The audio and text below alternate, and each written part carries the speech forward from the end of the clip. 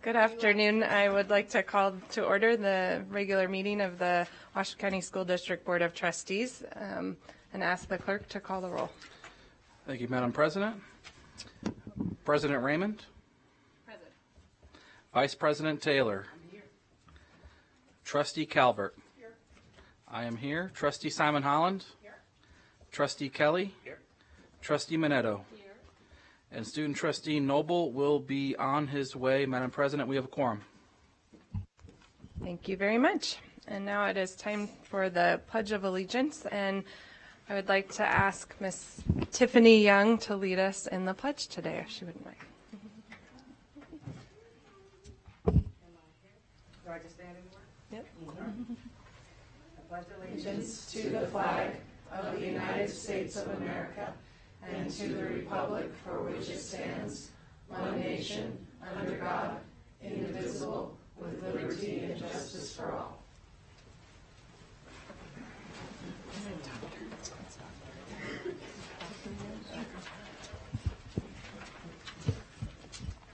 All right, next up on the agenda is the action to adopt the agenda, but we do have public comment on this item, so we'll take that first. John Eppolito.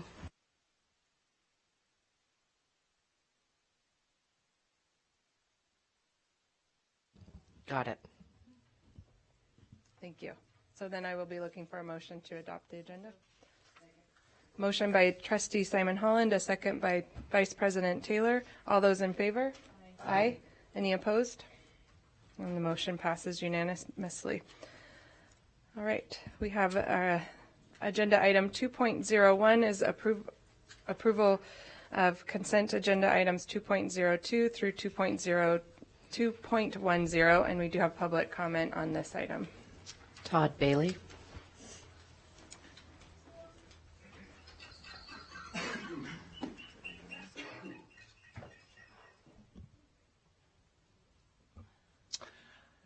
Thank you very much, Madam President. Today I rise in opposition to your currently written Board Policy 1310, which governs the political activities in schools. And in general, I agree with what you've done here. However, there is no enforcement mechanism in the policy that you've written. Once again, you've written a policy that lacks an enforcement mechanism. There is no way for the district, the Board of Trustees, or staff to prevent political activity, and there's no way for the public to approach staff or the board when political activity occurs in schools or on school property. I actually have emails where it's clearly recognizable that the list is something that it belongs to the school district. I have a picture of a candidate's banner plastered on the fence of a school in Southwest Reno, and the district administration was informed of this. That person now sits in the Nevada legislature, and the administrator that was informed of that and tasked to deal with it is sitting in this room. So please send this policy back to the policy committee. Create an enforcement mechanism. Find a way for the public or a political candidate to petition the school board when these incidents occur, and put a real penalty in place so that when these incidents occur, people know there's consequences when it's disregarded or ignored. Thank you.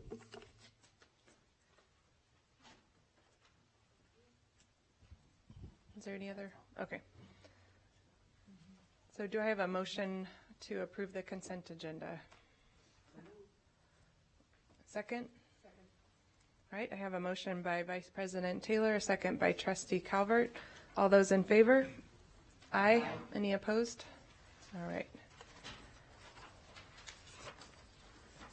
Moving on to agenda item 3.01. This is public comment. John Eppolito.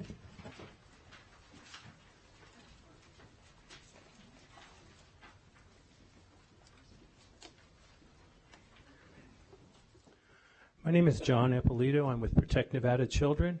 For over 3 years, we've been talking about three things. One, the hijacking and storing of our children's data by free education vendors like Kahoot, ClassDojo, Edmodo, and hundreds more. Two, the overuse of screens in our schools and the unintended consequences. And three, the inappropriate and sometimes dangerous online content students are exposing our children to. But now, I'm getting more calls than ever from concerned parents and district employees. It's hard to remember what people tell me to share and what they tell me to keep secret. It's been overwhelming. The only board member who spent her career as a K-12 teacher, Trustee Minetto, summed it up beautifully on September 24th when she said, quote, "I feel like we are putting the children, very possibly, in a lot of jeopardy, and without their parents' consent, we just do it," end quote. In 2017, Edmodo, one of the district's most widely used education vendors / social media platforms, breached our students' data, and our children's student IDs were likely posted for sale on the dark web, according to the FBI. In 2018, Edmodo was sold to the Chinese for the student data and student profiles Edmodo had created on our children. In 2019, the FBI issued a public service announcement warning parents and school districts about education vendors.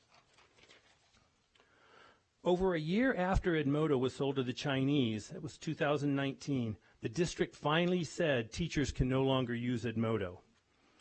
In 2020, the Chinese told us, or the FBI told us, the Chinese are creating a massive database on every American. That came out within the last month. The purchase of Edmodo was a huge win for the Chinese. And there's a good chance they're going to buy other education vendors. Another education vendor used in the school district is Kahoot. In May 2019, the district stated in an internal memo, Kahoot, an overseas company, sells our students' personally identifiable information to unknown third parties. In October 2019, a Bishop Minogue mother said Kahoot contributed to her son's suicide. Caleb took a 3-question test on Kahoot while at school titled, "Should I Kill Myself?" The next day, Caleb committed suicide. Starting in July 2020, the district will no longer allow teachers to use Kahoot. So Kahoot sells our children's PII to unknown parties and contains harmful content, but it takes 14 months for the schools to remove it, for you guys to remove it from the schools. Why? I will post these comments and the supporting documents on our Facebook page, Protect Nevada Children. Thank you. You're welcome. Todd Bailey. This is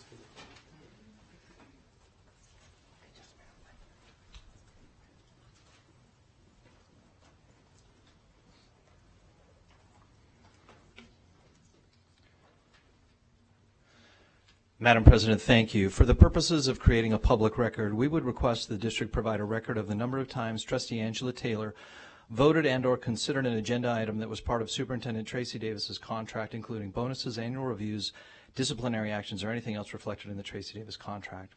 Provide a record of the dates of those meetings for review.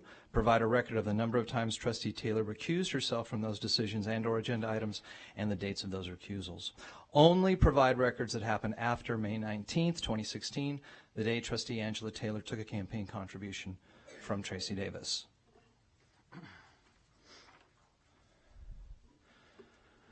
Madam President, for the purposes of creating a public record, we request the district provide a record of the total number of applicants for superintendent in the current search for the Washoe County School District superintendent position. Provide a record of who the applicants are for superintendent in the current search for the Washoe County School District superintendent. Provide a record also of who JG Consulting has communicated with outside of district staff and trustees about the position of superintendent of Washoe County School District since the contract was signed in 2019. The purpose of this is to find out who made political contributions to trustees. We know that's happened in the past. We know superintendents have made those contributions in the past, and we want to know who's making political contributions. To do that, we need the names.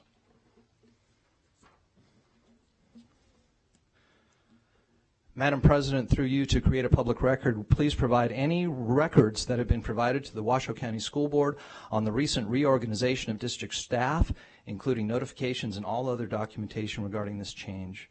Please also provide any records or communications that responded to this action by the Washoe County School Board to the interim superintendent. We don't particularly see anything wrong with those changes. It's just interesting that those changes would be made before you've hired the new superintendent. Madam President, through you, to create a public record, please provide a record of the total capital debt through bonding as of March 1st, 2020. Include the interest costs on that debt, identify the district's auditor assigned to capital construction, provide a record of how Washoe County School District is recruiting for the position of auditor if it has not been filled for capital construction, and how long the district has been recruiting for this position. It seems if you're going to reorganize the district, that would be one of the first things you would do. Thank you. To create a further public record under 281A 420, a person is only required to recuse themselves if they have a private relationship in a private capacity. A campaign contribution is specifically excluded, so therefore a disclosure is not required, nor is recusal. Beth Martin. Thank you.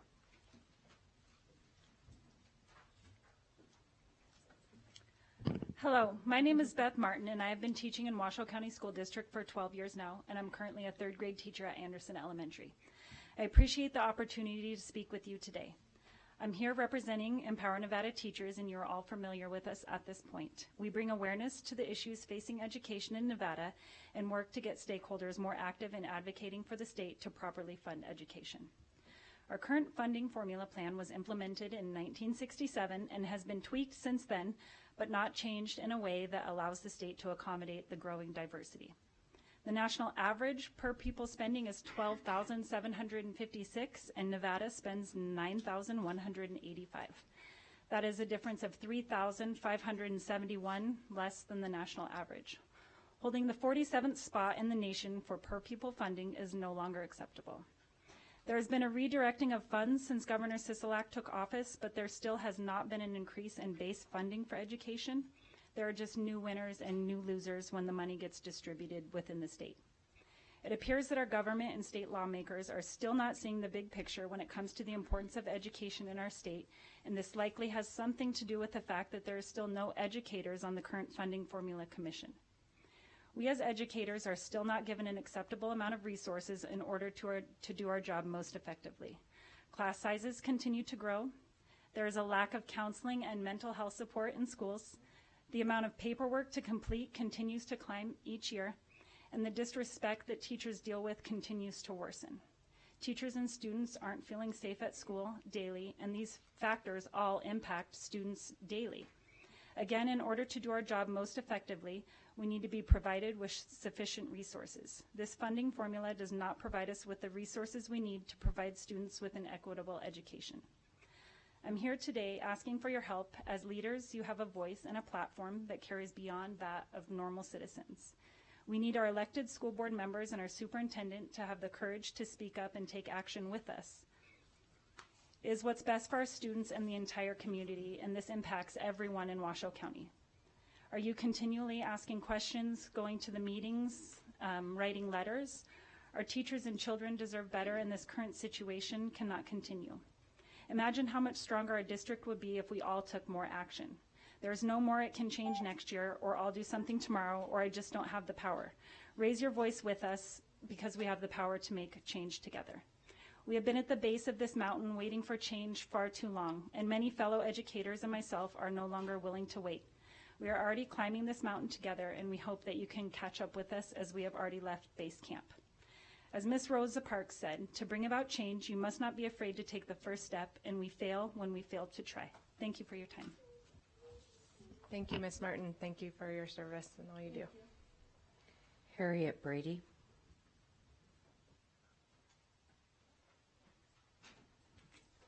Hello, my name is Harriet Brady, and I'm a tribal citizen of Pyramid Lake. I grew up in Reno, mainly off of 9th Street, the project area, and I attended Hug High School. I would like to ask the school board to please restore Dolores Feemster to the school naming for the consideration of the CTE Academy, the repurposed Hug. I'd also like to ask that you support the school naming of Dolores Feemster CTE Academy at the new repurposed Hug High School. She walked over there For 30 years, she walked on that campus, and she helped out a lot of students such as myself. I struggled. I had a hard time. I attended HUG 2 different times. By the time I graduated high school, I went to 5 different high schools, including one in Arizona and Stewart Indian School. But throughout that time, I kept in contact with Dolores because she was one of the pillars of support that I had aside of my family and the community at large. There was never a time that I did not go on campus and go see her. She was the person that I sought out. I ran into her at Winco on shopping excursions, and she always asked about our family. She never, forgot about us. And knowing that she was in the neighborhood during the summertime, I used to walk over and go see her at her house. And I think it's real important that people remember her, that she was there. She was the boots on the ground, so to speak, and that she did thoroughly care about people in general. As a Native American, she was our Native American our counselor on campus, and she gave us 100% support. And without her, I don't know if I would have gone as far as I did. I graduated high school. I went to UNR, got my BA there in cultural anthropology, and then I went on to get my master's. I'm now a teacher, and I work currently at Pyramid Lake Junior Senior High School. So please consider putting her back on that agenda because her name needs to be there. She needs to be honored. Thank you.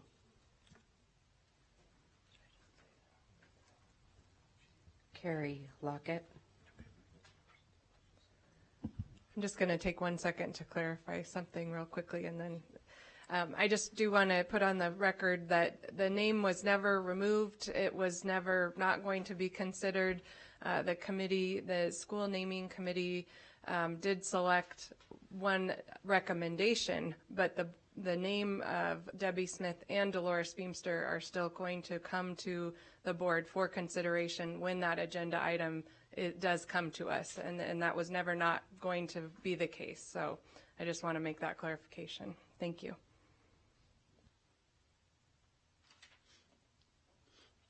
Hello, my name is Carrie Lockett, and I'm here for the same reason. So what Harriet said. Plus, I've known of Dolores Feimster and her family throughout my whole life here in Reno.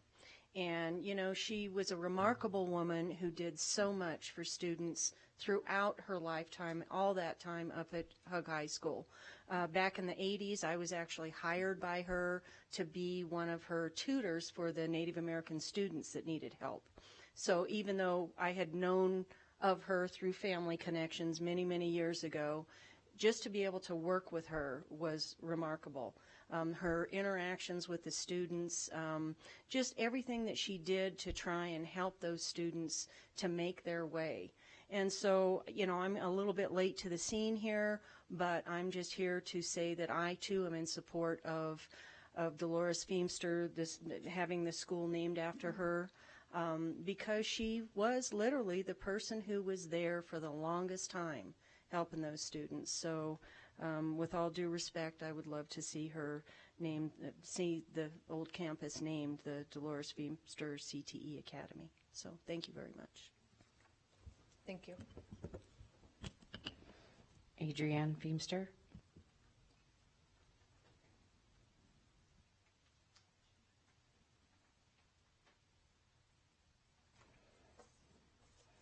Teresa Navarro.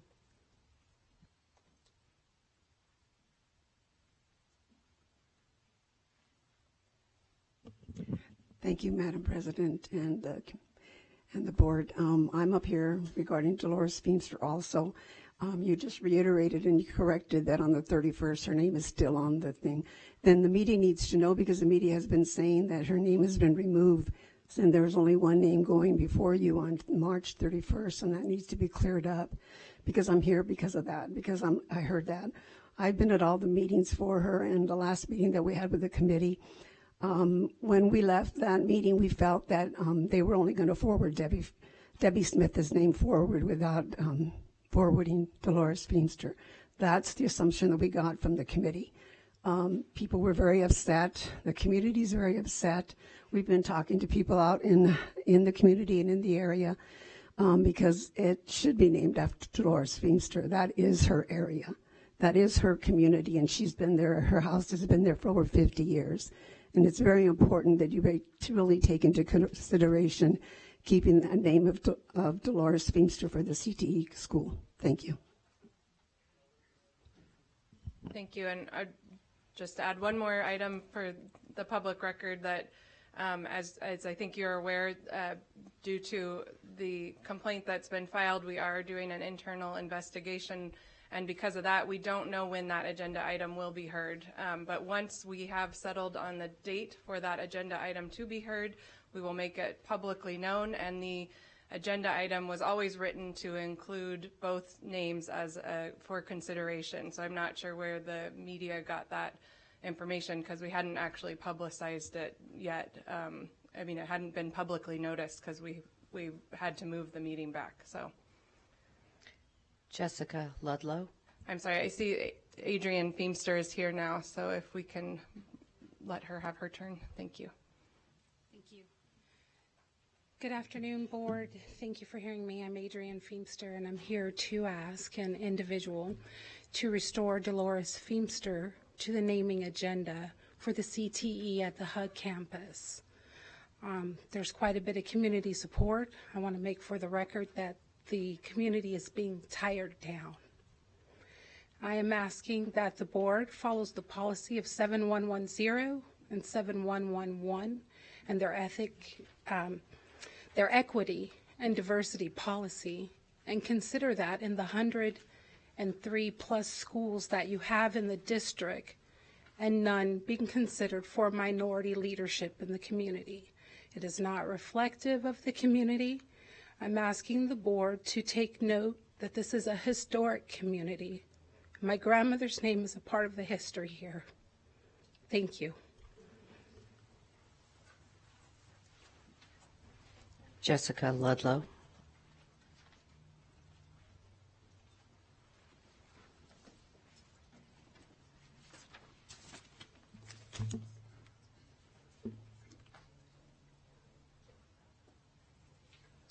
Good afternoon, board. I'd like to introduce myself. My name is Jessica Ludlow, and I'm a parent of 4 students in our district, several of them at Demonte Ranch High School. In September and October of 2018, one of my children was quietly hospitalized for drug overdose and subsequently sent out of state to residential treatment for mental health issues stemming from screen addiction. It's my belief that our current SEL curriculum is inadequate to address the current epidemic that our teenagers are facing from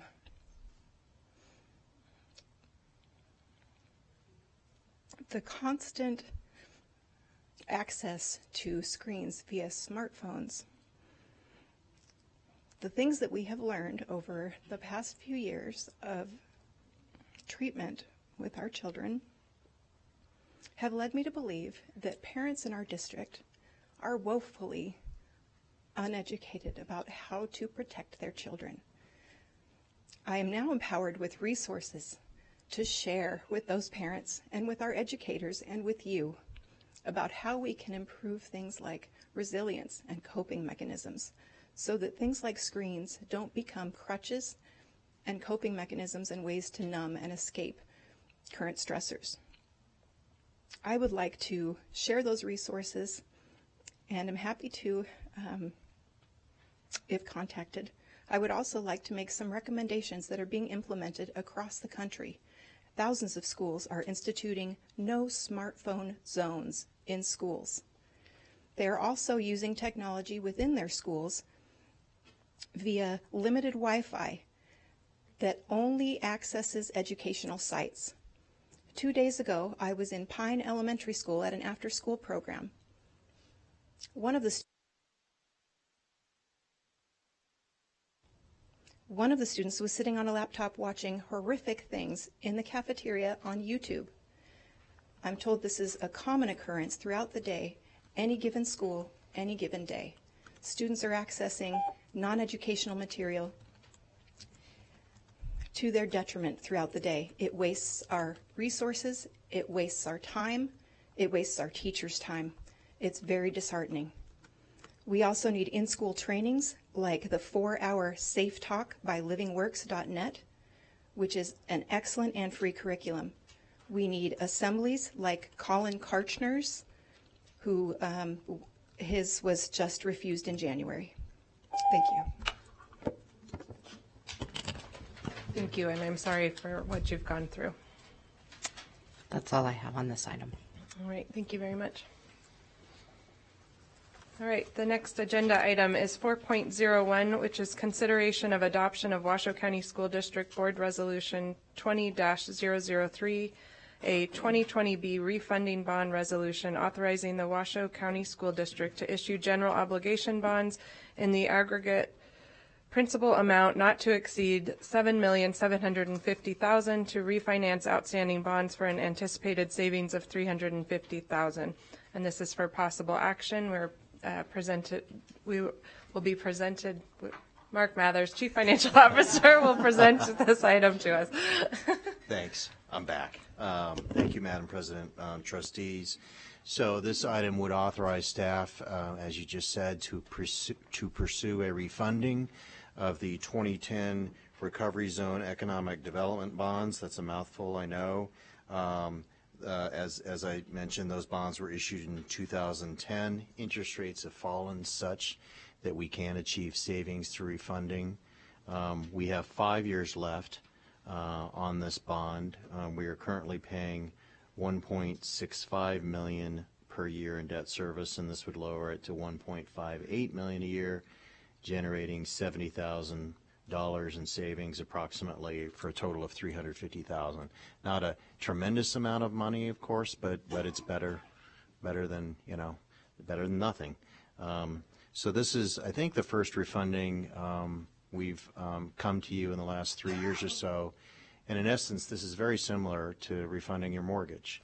It's simply a function of falling interest rates, and when that happens, we always look to see what bonds we can refund and achieve debt service savings, just like you would achieve when you save money on your mortgage. So as noted in the staff report, the IRS has kind of clamped down on advance refundings, but in this case, these bonds are callable on April 1st of 21. So if you authorize this resolution, we will work to sell the refunding bonds and close the transaction on April 1st of 21 and achieve those savings. So if you have any questions, I'm happy to answer them. Thank you very much. Are there any questions? Move approval. Got a motion by Trustee Simon Holland. Second. Second by Trustee Kelly. All those in favor? Aye. Any opposed? The motion passes. Thank you.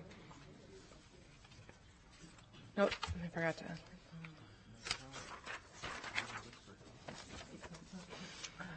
4.02 is consideration of adoption of Washoe County School District Board Resolution 20-004, a resolution authorizing the issuance by the Washoe County School District of its Washoe County School District, Nevada General Obligation Limited Tax School Improvement Bonds, additionally secured by pledged revenues, Series 2020A, in the aggregate principal amount not to exceed $215 million for the acquisition, construction, repair, and renovation of school facilities of the district, providing the form, terms, and conditions of the bonds and other details in connection therewith, providing for the levy and collection of annual general ad valorem taxes for the payment thereof, additionally securing their payment by a pledge of certain revenues, ratifying action previously taken toward issuing the proposed bonds, and providing the effective date. This is for possible action, and we have Mark Mathers, Chief Financial Officer, again. Thank you, Madam President, trustees.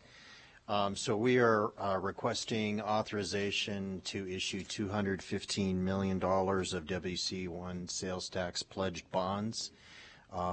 We came to you last year for a bond resolution, and at that time the plan was to issue bonds just for the completion of the new Hug High School, i.e. Wild Creek High School, and then go out with a second series in 2020 for the Swope Middle School expansion.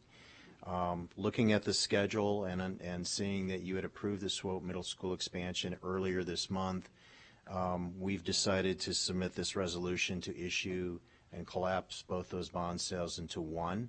So our proposal is to issue $215 million of bonds next month to take care of, again, the completion of the new Hug High School and the Swope Middle School expansion. And this will exhaust all of our remaining authorization of WC1 bonds. So any future WC1 bond sales will have to start the process all over, go back to the Debt Management Commission and so forth. So this is a significant transaction, obviously. I thought I'd take just a few minutes to kind of walk you through a quick presentation on our WC1 sales tax debt to see kind of where we are at, and assure you that we have sufficient revenues to pay this debt service. So I think as we talked a year ago, there are three types of debt that we have issued at Washoe County School District. The first are what are called rollover bonds, and those are general obligation bonds that pledge the property tax. The second time are general obligation bonds again, but these are pledged by the sales tax, what we call WC1 bonds or GO revs.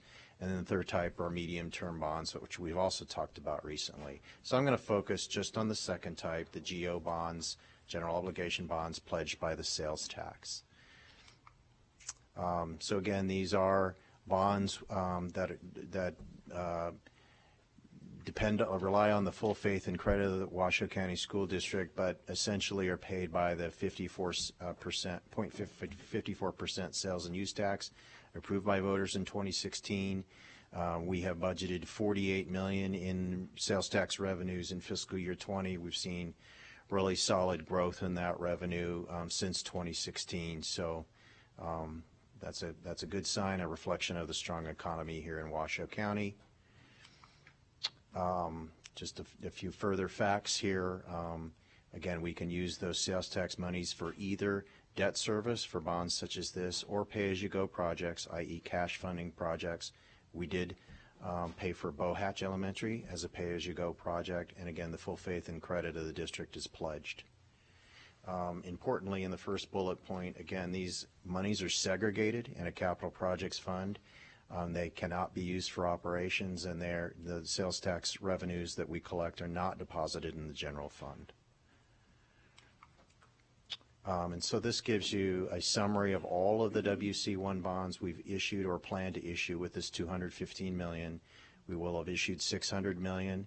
I'm happy to report that due to falling interest rates, we've achieved far better results selling bonds than what we modeled back in 2017 and 2018.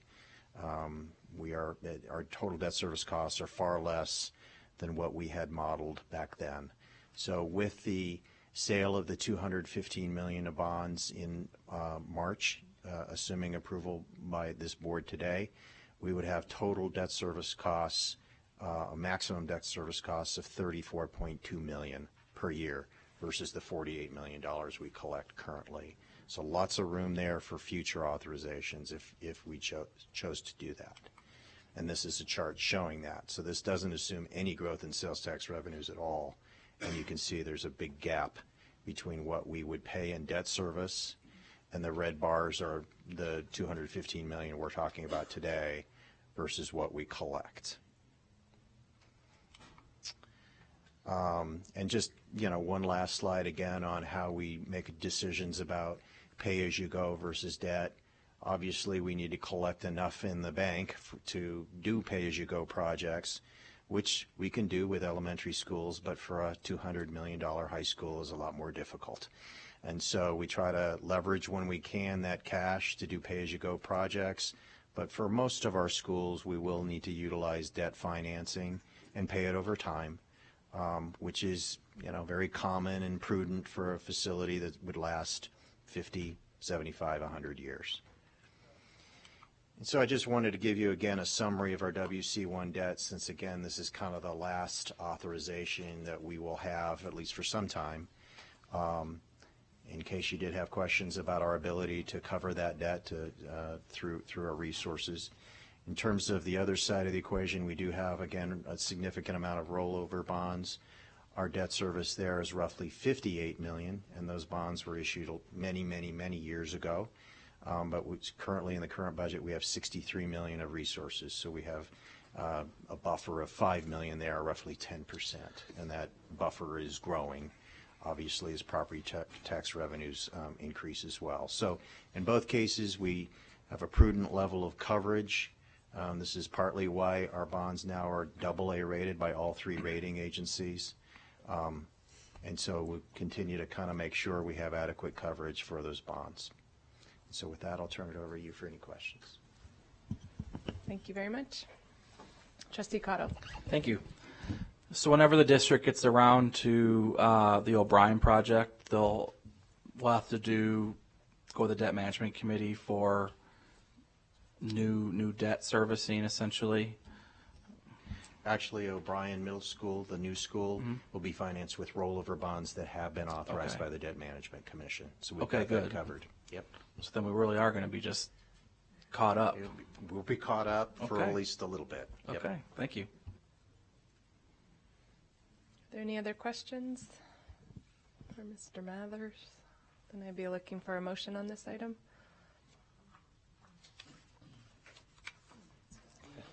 I'll make a motion, Madam President. Thank you. This is good stuff. I move that the Board of Trustees adopts Washoe County School District Board Resolution 20-004, a resolution authorizing the issuance by the Washoe County School District of its Washoe County School District Nevada General Obligation Limited Tax School Improvement Bonds, additionally secured by pledged reserves or by pledged revenues, Series 2020A, and the aggregated principal amount not to exceed $250 million for the acquisition, construction, repair, and renovation of school facilities of the district, providing the form, terms, and conditions of the bonds and other details. Second. Motion by Trustee Kelly, a second by Trustee Simon Holland. All those in favor? Aye. Any opposed? And the motion passes unanimously. Thank you.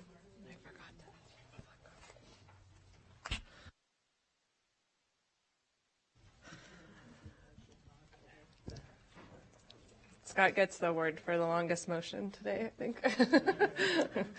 Okay, agenda item 5.01 is presentation to the Board of Trustees on the supports provided to Washoe County School District students in our effort to graduate all students college and career ready. This is for presentation and discussion only. And I think I'll ask Dr. Parks to do the introductions.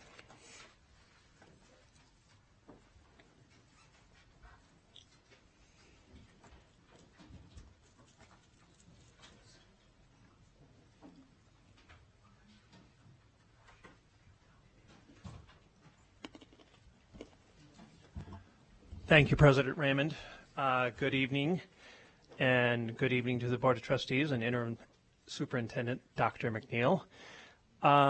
Yes, I want to get us started by quick introductions because while I'm certain you know Dr. LaMarca and Ms. Gina Curtis, we have some special guests, Tammy Hart and Sylvia Marin from Spanish Springs High School, and Mr. Kevin Carroll from Sparks High School. It's okay to say welcome. Thank you for coming. Welcome. Yeah. Thank you for coming. Round of applause. No, we are extremely excited and thankful for this opportunity to present to you the lengths that we go as a team to assure that every student walks across the stage. And it goes without saying that this is, if not the most important metric we talk about, it's certainly in the top 2 or 3. So I want to kind of outline our presentation and be mindful that as much as we want to make this presentation about the district-wide support that goes into graduation efforts, again, it goes without saying, but it bears repeating, that it is our teachers and our counselors that deserve the credit and do the vast majority of the work. And just wanted to go on record in recognizing that they are the ones that have the relationships, work with the families, and it is them that more often than not makes breakthroughs with our students. But then often there are times where schools need support, and having been an area superintendent now for too many years to mention, I can report that our departments are extremely responsive and collaborative in working with our schools, and we are very thankful for the supports that they provide as well. So to get us started, Ms. Curtis, Trustee Simon Holland, we're actually going to allow Ms. Curtis to speak this time. Thank you for the previous input. Not just the clicker. Oh, thanks. Not just the clicker girl. I get to click and talk today. Big day. Thank you for having us here tonight, or this afternoon. As a former high school principal, I am truly honored to know that the work that the principals and administrators are doing at the high school goes over and beyond. And you'll get to hear from them later, and that's the most important part, to hear what they're doing at their own sites. But I'll do a little overview of some of the programs and systems that we have in place at the high school.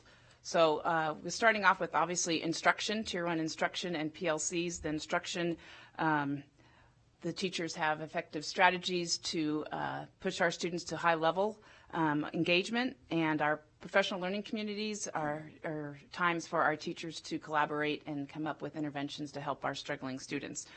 Most importantly, our counseling department is our first line of intervention, and normally when you are at a high school and you ask a counselor, what's going on with Kevin, how is he? Well, they know everything about their family, they know their blood type, they know everything that's happening, and I really know that the counselors are the heart of the school. They create grad plans working with the seniors. They meet with every senior at the beginning of their senior year, and I'm sure they've met with them ample times during their high school years. But they also are the first line for interventions and supports and wraparounds, and they're the go-to people who make sure that they are supported. And then our administrators, and most high schools have a couple of assistant principals, and so their leadership style varies upon the needs of their school.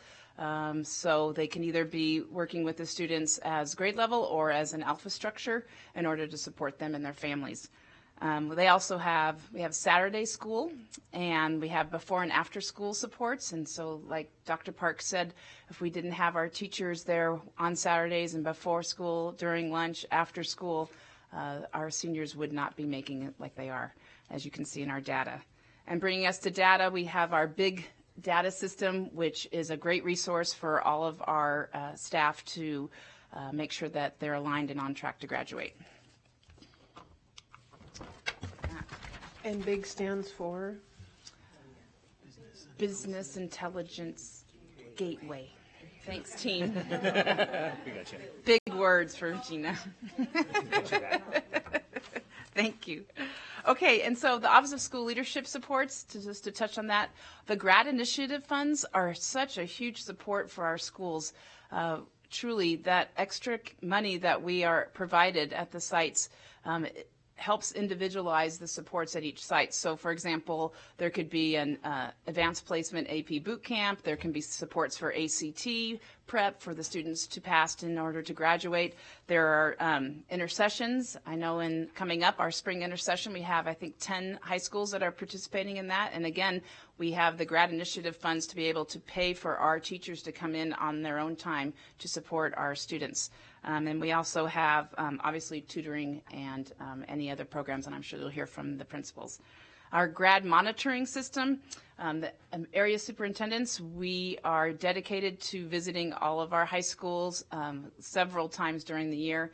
And it was actually one of my new things, my new roles as an area superintendent, to be on the other side asking the questions about who's graduating, what interventions are you doing, what's happening with credit attainment. And every school has their own style and their own system, but I think the common ground is that they know their kids and they know if they're going to make it or not. So And then finally, our interim superintendent, she does those fabulous senior meetings every year for all of our seniors. And I know you have seen her in action, but she speaks to all seniors, all of them throughout the year, and really just gives them that motivational speak and telling them that they can do it, and making sure that they know that she believes in them. And so that's just a nice personalization touch that we have from the Office of School Leadership. And now I will roll this on over to Dr. LaMarca. Thank you, Gina. I really appreciate Dr. Parks asking me to be a part of this presentation. All of us sort of on the support side in academics, we exist to support schools. It's very important that we do that as fast as possible on a timely basis to help students graduate and to help staff. There's so many people we could talk about because virtually every staff member, their goal is to help students get across that stage. We are going to call out just a couple of specific examples. We have family graduation advocates in 9 of our high schools. We also have 4 student graduation advocates. The student graduation advocates serve areas of schools. They're part-time.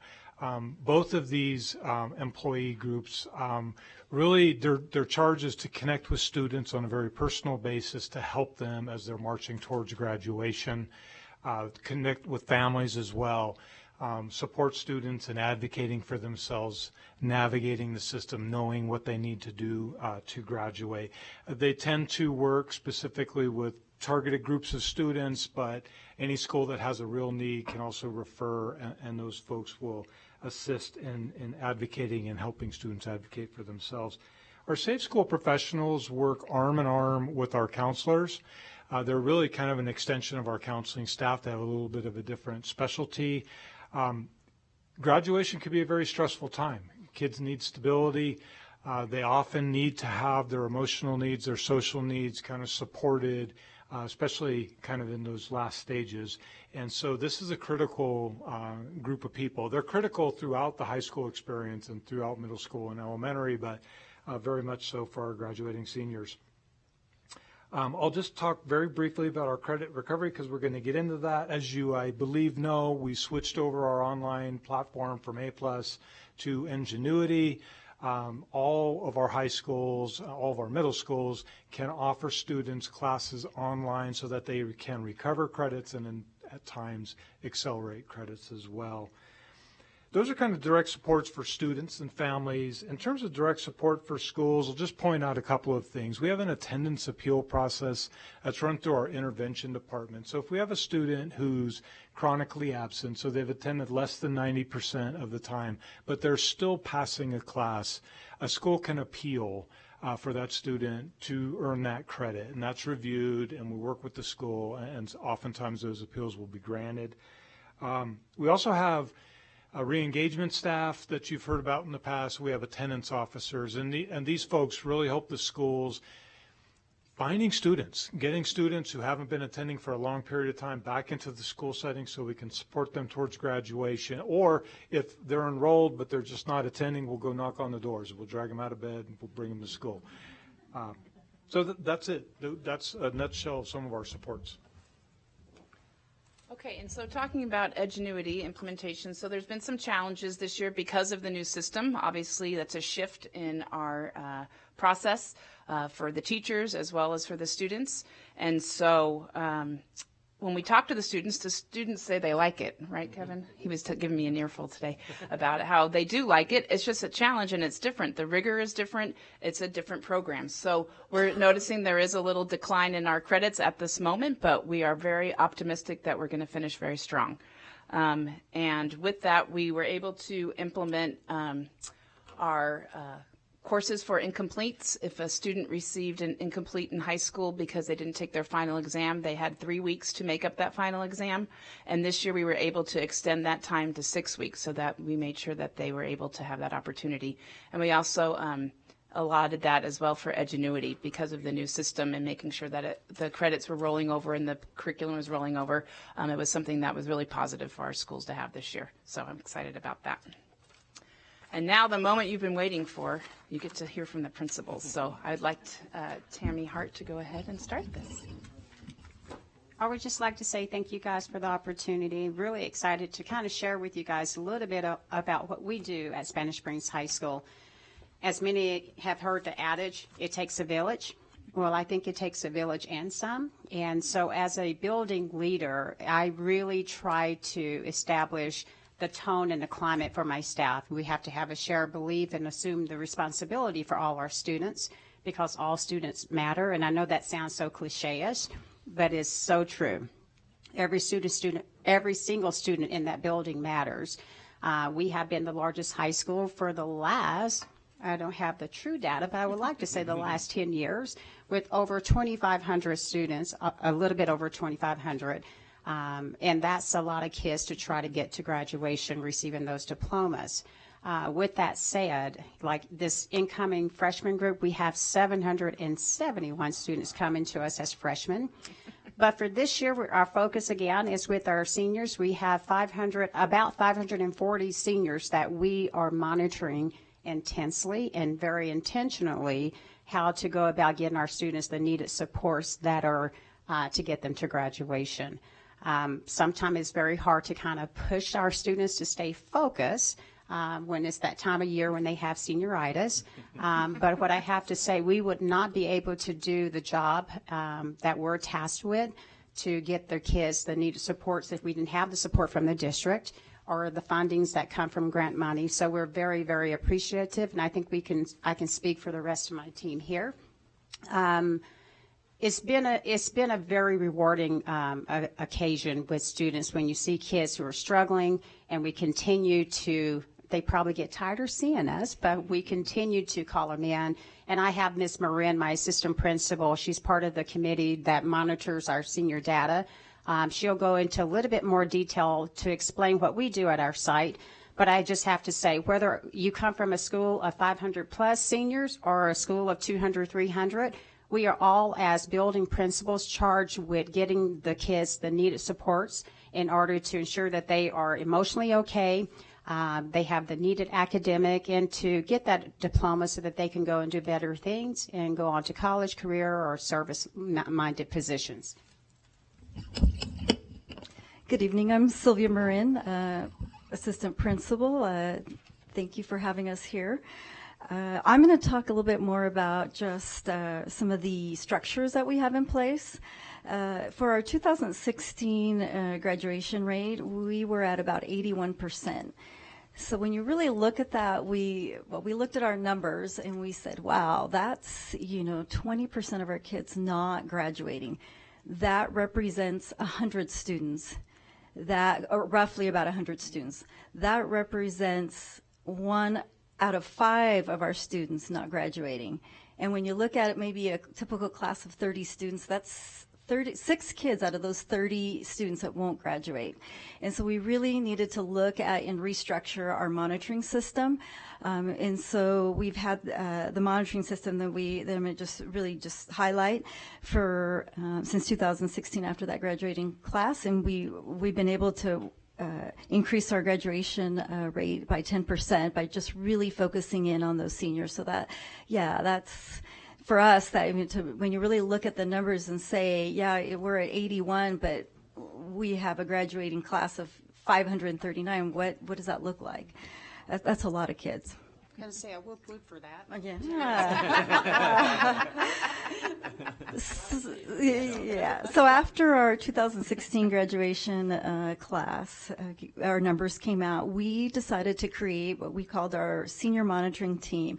We took key people in our building and brought them together so that we could utilize some of the supports and the tools that were available to us to be able to then somehow systematically follow students throughout the year to make sure that we were providing the supports that they needed, because each of those students would maybe need something different. And so that we kept an eye on it, really, to say, because we can look at numbers, but when you really look at each of the students, then you're able to then identify, well, that student, this particular intervention isn't going to work for every student. So we really needed to individualize it. But our senior monitoring team is made up of our lead counselor, our registrar. We included her in the process. We utilize our district reengagement specialist, one of the supports that Dr. Lamarca just talked about. We really utilize our reengagement specialist. She has a good relationship with us, our students. So she really is part of our team. And then, of course, our assistant principal of curriculum, the principal, and myself. And all of us, we meet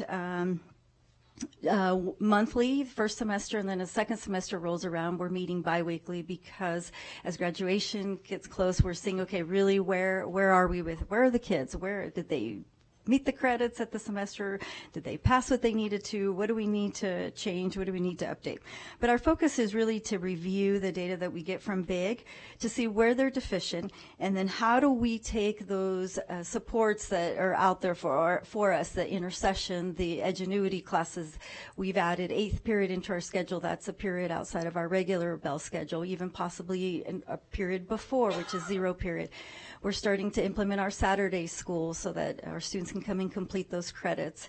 Of course, we have the summer intercession. So again, lots of time or interventions for our students to be able to then work on these edgenuity credits. We then, one of the other things that we do is we have a data board. And on our data board, we, at the beginning of the year, post where we are with our graduation rate and where do we need to be, what's our goal. And then we monitor that all year. At every quarter, we sit and we update the numbers so that we can really, even though they're just numbers, to really look at who are those 100 students who aren't making it. And we go through the spreadsheet that we create from our counselors. We really look at each of the students on the spreadsheet and formalize a plan, an individual plan for each of those students. Included in that plan could be, of course, their graduation plan, but counselor notes. What specifically about this student do we need to be looking for? Are they having issues at home? Is it other types of issues? Do we need to bring in the safe school professional? Do we need to bring in our family advocate, because they're all part of the team as well to provide these other services to the students? So we go through and, of course, identify each of what those students needs to be so that we could be able to then get them to graduate. Let's see. Some of the other things that we do is we create a spreadsheet for our students who maybe are not enrolled with us, but can have the ability to either re-enroll with us and graduate, or really help them look for other options, such as maybe an adult diploma, so that just because they're not enrolled with us doesn't mean we're not going to continue to try to find other options for them to help them graduate, or for whatever their individual circumstances are. So that's really just our overview, and then Ms. Hart's going to talk more individually. She did such a fantastic job.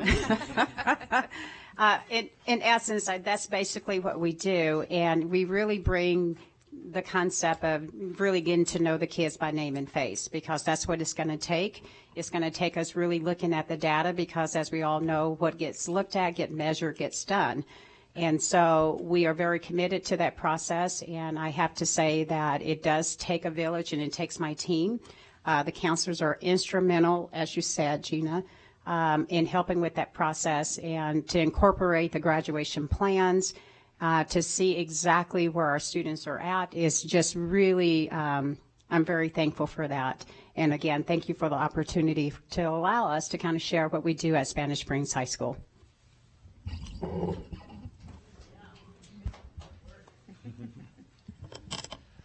My turn, I guess, right? Yeah. Well, good afternoon. Again, thank you for having us. I'm very honored to be here to share what we do at Sparks High School. I know many of you have been there to visit, and we've shared things with you as well. But I think it's all kind of been hit on. But the number one thing I think before I get into systems that I want to talk about is at Sparks High School, we really work on building those relationships with our students. And it's not just teachers, not just administrators. It's like Tammy said, it takes a village. It's everybody in that building, everybody in the Sparks High community working with those kids and developing those relationships. I can give you many, many examples, but I just want to give you one that recently stands out, and I want to look over at Chief Trevino there because it's about our school police officer, Carla Solferino.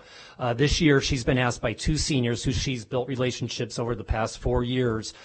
She was actually their school mom escort at homecoming. So Anthony, who was our homecoming queen, she escorted him, and he won. And then just recently at our homecoming basketball game, Patty Estrada, she asked Carla Solferino to be her school mom and escorted her out, and she won as well. So that's just one example of many on how the adults in our building build relationships with students. And you can walk by her office anytime. You'll see students in there working on their laptops, getting their credits, whatever they need, she's there to support them as well. So that being said, I think all schools have their systems. Some of them are probably very similar.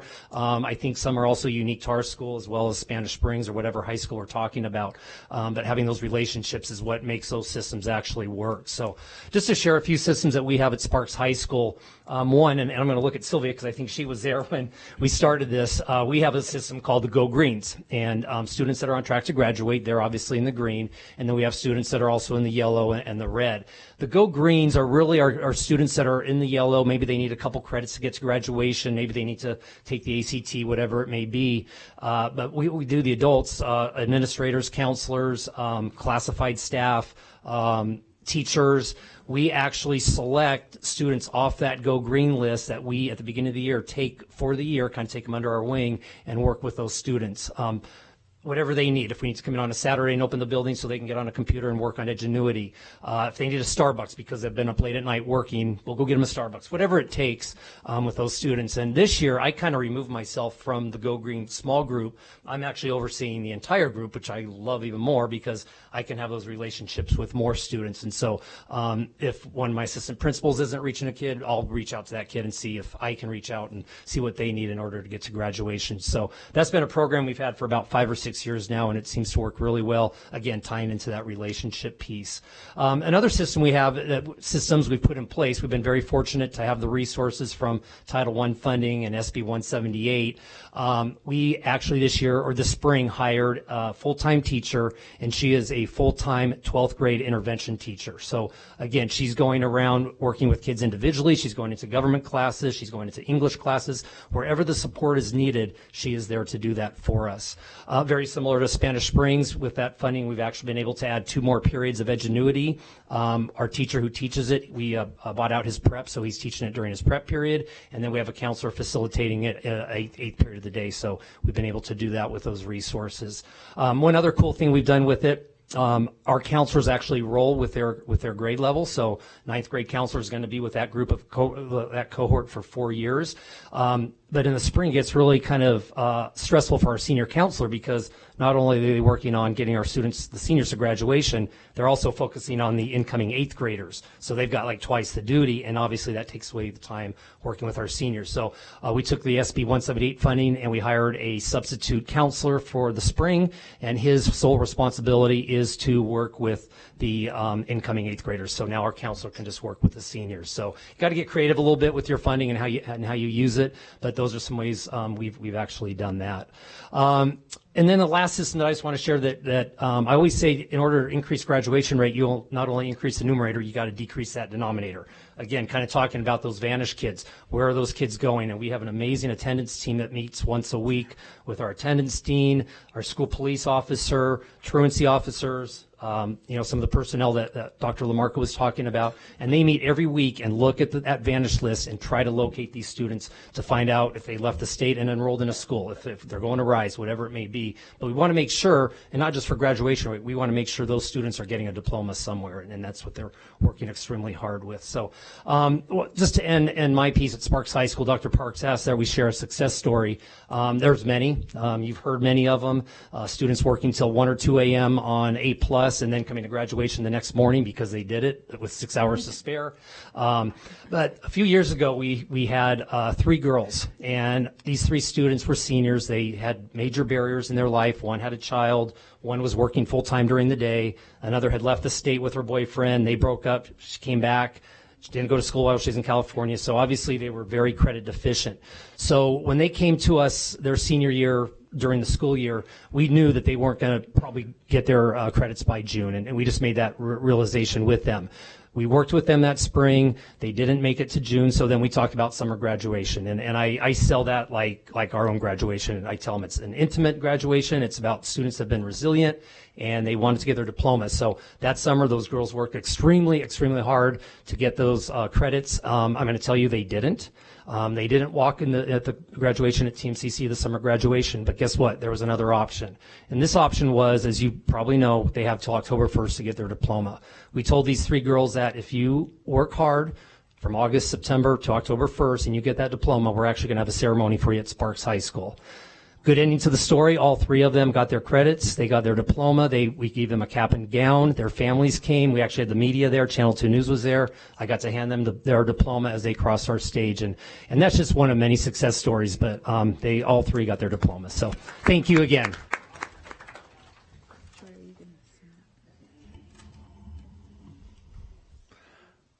All right, so just to wrap it up and summarize, on behalf of the Office of School Leadership, needless to say, we are extremely proud and honored by the work that is done in our schools.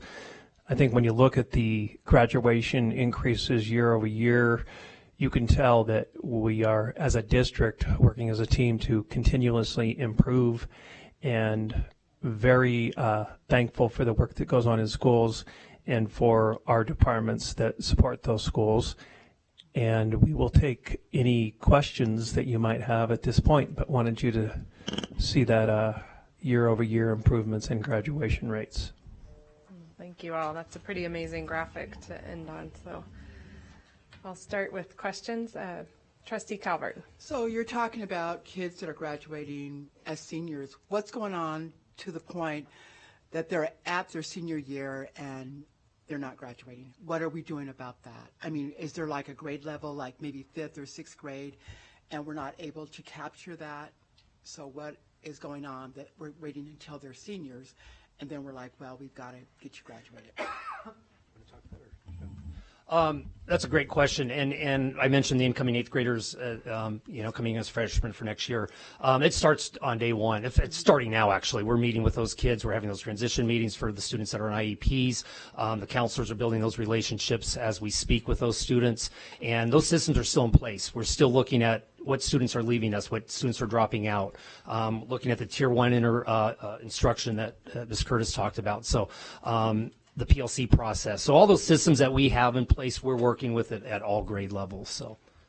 And I would just concur with what Kevin is stating, is that we really do start tracking those kids as freshmen, kind of like what we do as seniors. We're tracking the data to ensure the end of first semester, if we have kids who are failing, making sure the counselors are scheduling responsibly and putting the kids in those classes that was going to keep them on the path for graduation. So it starts with day 1. It does. And again, building those relationships from day 1. Yep. Trustee Minetto. Thank you very, very much. I feel sure that you have a whole lot of data that says all these things are working to get them to graduation. My concern is, does that mean they're really learning what they need to learn for life?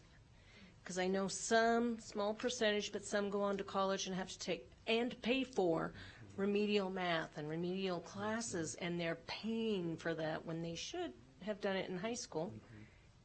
And I know everybody's working so hard. I don't know even what to think about all that. I'm going to look to you somewhere. Who's going to take it? If you're asking the question, we can give students all the needed supports. What I can say is that I trust my teachers, because they are the ones that are driving the ship and giving the kids the content that is needed. Not all kids are made out to be in a traditional high school setting, so that's why we have to look at different options for students. But I would like to trust, that's why we go in as administrators and we do our observations going into the classroom to look at teaching practices to ensure that our students are getting the needed curriculum and the content. The type of questioning is at a level that is really tapping into students' critical thinking skills. So I would like to say yes, but we all assume a responsibility, even for the students. They have to kind of do their part because there's only so much that we can do, but we're never going to give up on our students. So again, it would be trusting the instincts of our teachers because they're truly the experts in the classroom to deliver that content. And I'd like to add, and I think I'm right on the numbers, and I don't know if Ben's here to verify, but we have heard that concern, and we have talked amongst ourselves, like, are we giving out diplomas when we get a lot of online?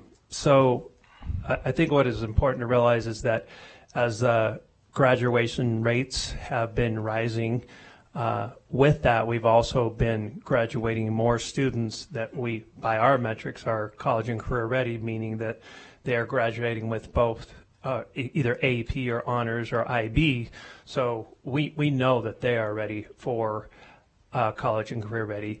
And that is, as we look to the future, something that we definitely always have to keep in mind is what is happening when they do get to college. Are we having to remediate? And that is a challenge that we face with the university as our partner about what can we do to even better prepare them for college. One thing we're doing this year at Sparks High School, we're having conversations around grading practices, and I think this ties right into that. Really focusing on that mastery learning, using the homework and the formative assessments as a guide to drive instruction and not a grade, but have they mastered it? And I think that kind of ties into what you're asking as far as that goes. And the conversations have been so rich this year about that. We're not giving extra credit. We do give extra time for retakes, retests. So we're really taking a hard look at that. And actually, I'm sending a team to New Orleans for a solution tree workshop on grading. And it's all my site leadership team so they can come back and bring that back to our teachers as well. So.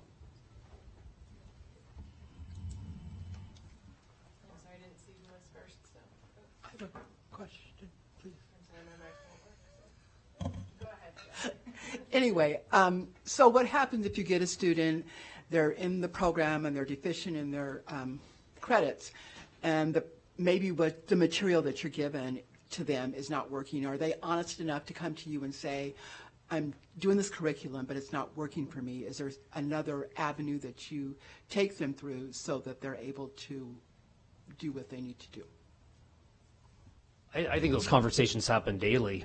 They're coming to their counselors, maybe saying this isn't working, what options are there for me? And those are the conversations the counselors have with them, that let's look at this, maybe different electives or whatever it may be. But those conversations are happening all the time. Yeah. Trustee Cotto. Thank you. Thank you all for coming. I think it's a treat for us when we hear about what's going on in our schools. Do you all find that the freshman year poses the greatest obstacles to finishing? As in, if they get through their freshman year of high school, they adjust okay, they kind of find their landing spot in school, they're generally going to be okay, and vice versa, it's a challenge. Do you see that in your schools?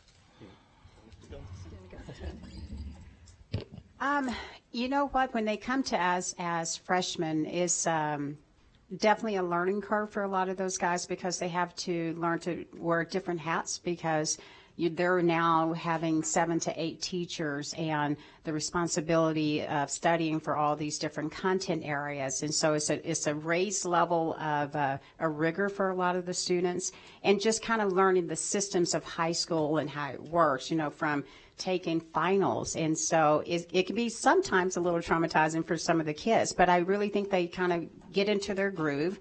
They understand what the systems mean and the importance of getting those needed credits. So it's definitely a change. We have a lot of, I don't know if you see it, Kevin, but we have 8th grade parents who are transitioning to their students to 9th grade, and they still want to hold on to those babies. But, we try to provide the support and give them that. And also just stressing to the students, we offer freshman seminar classes to kind of help with that anxiety that may come with, trying to balance, all the courses and the classes being a new freshman. But eventually they do get on board and they understand what is needed and the expectations of what it truly means to be a high school student. I also think if you look at the data a few years back, and I think we've gotten better at this, but as Tammy was saying, there's a lot of support for the 9th graders, and where we used to see a drop-off was when they became 10th graders. And so you take a look at that data. Now what are we doing with our sophomores to support them? You know, we've done everything with them as freshmen, but now they'll be okay. But we've taken a hard look at that and provide those supports as well to the 10th graders and 11th all the way through. So. I'm just going to add one thing. So I think the majority of the seniors that we speak to, that we are, you know, at least are trying to finish the requirements and graduate on time. A lot of the time they say, I wish I could do freshman year over again. Yeah, they do. I mean, and it's just something kind of like what Ms. Hart said, is that they're finding their footing, but you know, you can't turn the clock back. So what can we do? What things can we put in place to support you to get you there? And they share that, especially those that have siblings in the school. You've got to come to school. You've got to turn in your work. And that's the one thing they say is, I wish I could do freshman year. I wish I wouldn't have messed around my freshman year is what they sort of say. So, yeah. Thank you. Dr. McNeil. So first of all, thank you so much for this presentation. I know, you know, the PowerPoint is always kind of the end point, but there is just a huge amount of work every single day that you all do to support our students. So thank you so very, very much. And so a couple of points. We are working with the Nevada Systems of Higher Education, both at TMCC and UNR, as far as the co-requisite classes.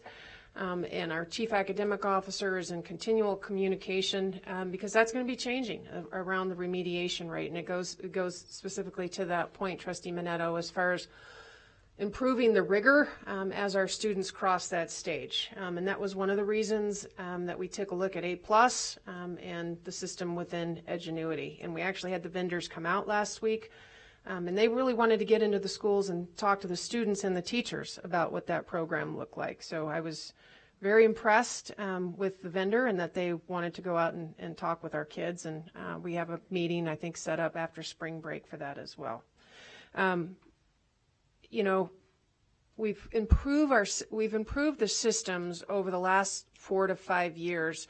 There's not a lot of low-hanging fruit. When we talk about Vanish Kids and you all go out and you talk to every single individual child, that's what this team does. I mean, they really get down to the nitty-gritty. You walk out into Sparks High School, Kevin will tell you. Tammy, you know, can tell you who's on, you know, which sophomore is credit deficient, and around that metric you all have a metric as far as credit attainment by the 10th grade, and that's the reason why that metric exists within our system.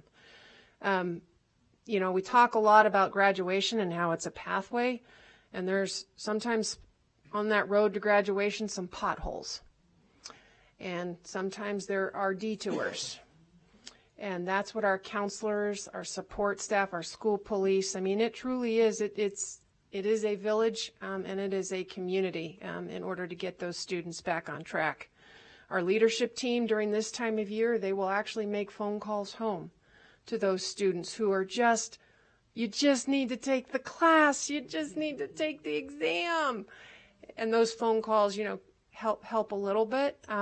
But it's not every day, and the everyday magic is in what our principals and our teachers, our area superintendents do. So I just want to send a special thank you to everyone, and I see Rochelle sitting in the back of the room, Rochelle Murillo with our re-engagement department, and Trish Schaefer and Tiffany, and it really is a huge effort just on getting these kids across that stage. And it's almost time. It's almost time. Yeah. All right, well, no further questions, it looks like. Thank you all for the amazing work, and excited to see you in a couple months on the graduation stage. And congratulations to Spanish Springs boys and girls basketball.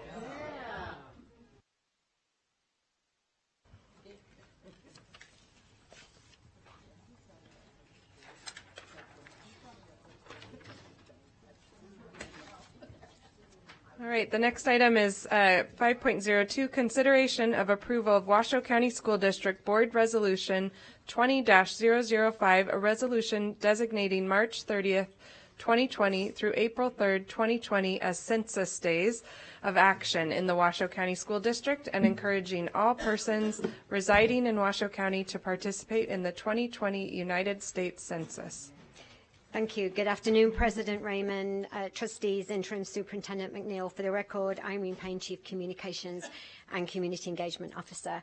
So, as you know, once a decade, America comes together to count every single person in the United States, and 2020 is one of those years. And why this is important is because federal funds are based on population. I'm going to say no more about that other than to bring up the expert Alison Berryman, who is a partnership specialist with the U.S. Census Bureau, to receive the resolution.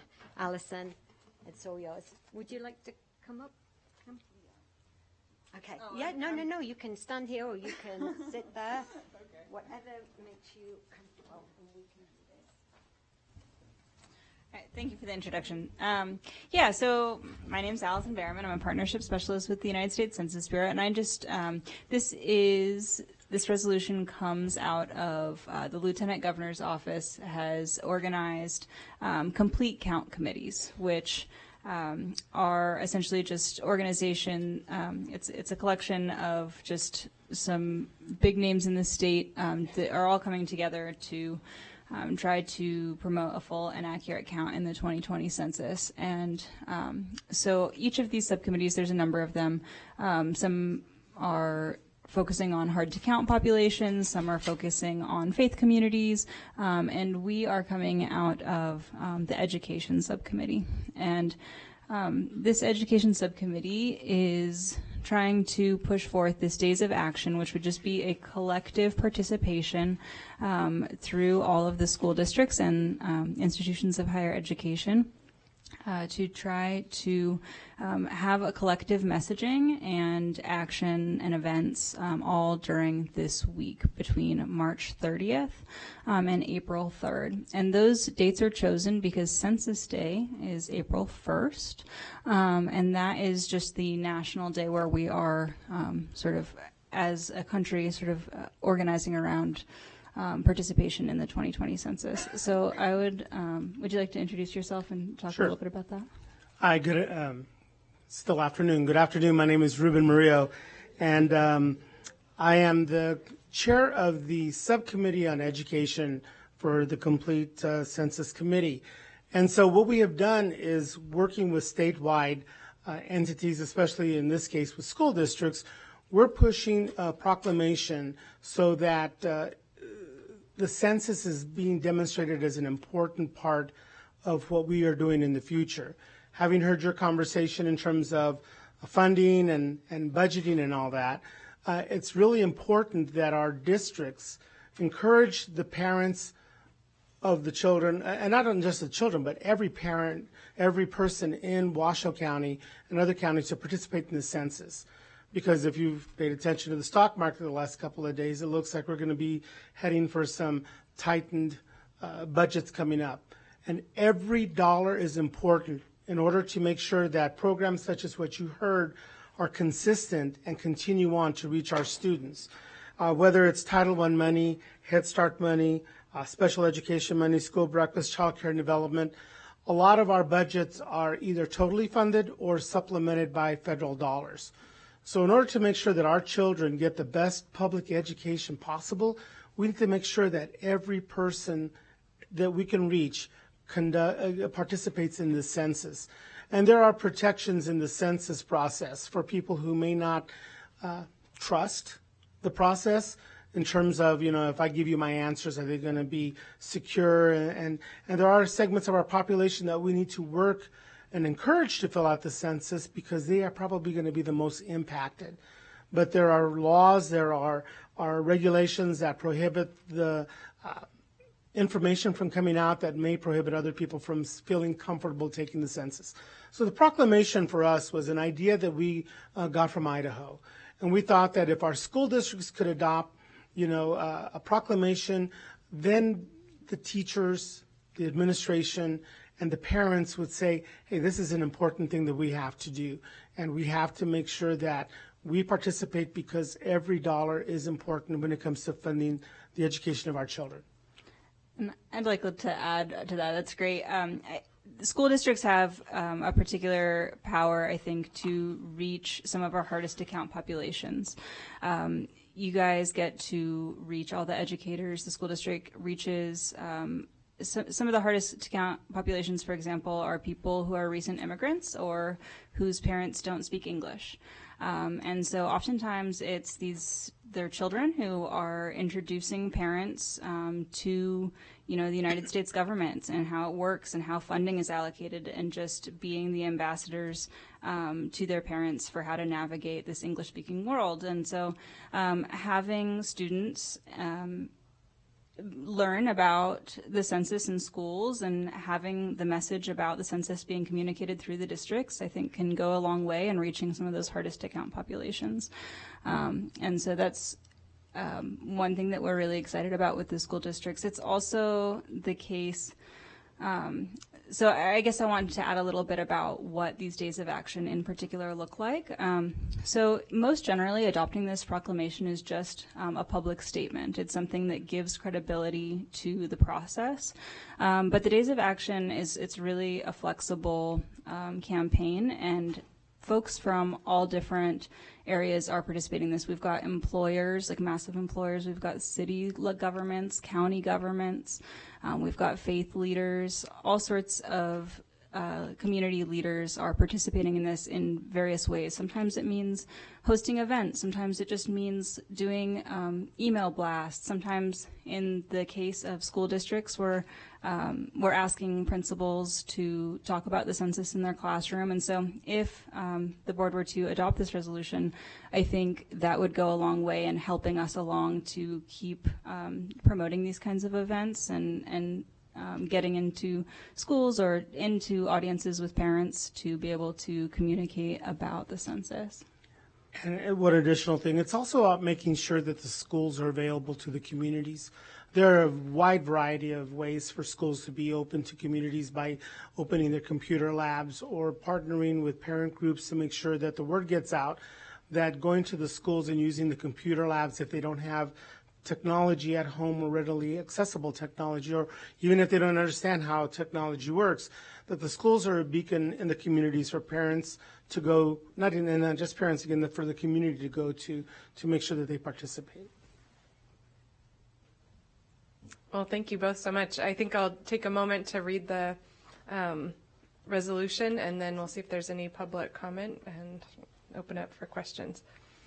So this is Washoe County School District Board Resolution 20-005, a resolution designating March 30th through 2020 through April 3rd, 2020 as Census Days of Action in the Washoe County School District, and encouraging all persons residing in Washoe County to participate in the 2020 United States Census. Whereas the United States Census Bureau is required by the U.S. Constitution to conduct a count of the population and provides a historic opportunity to help share the foundation of our society and play an active role in American democracy.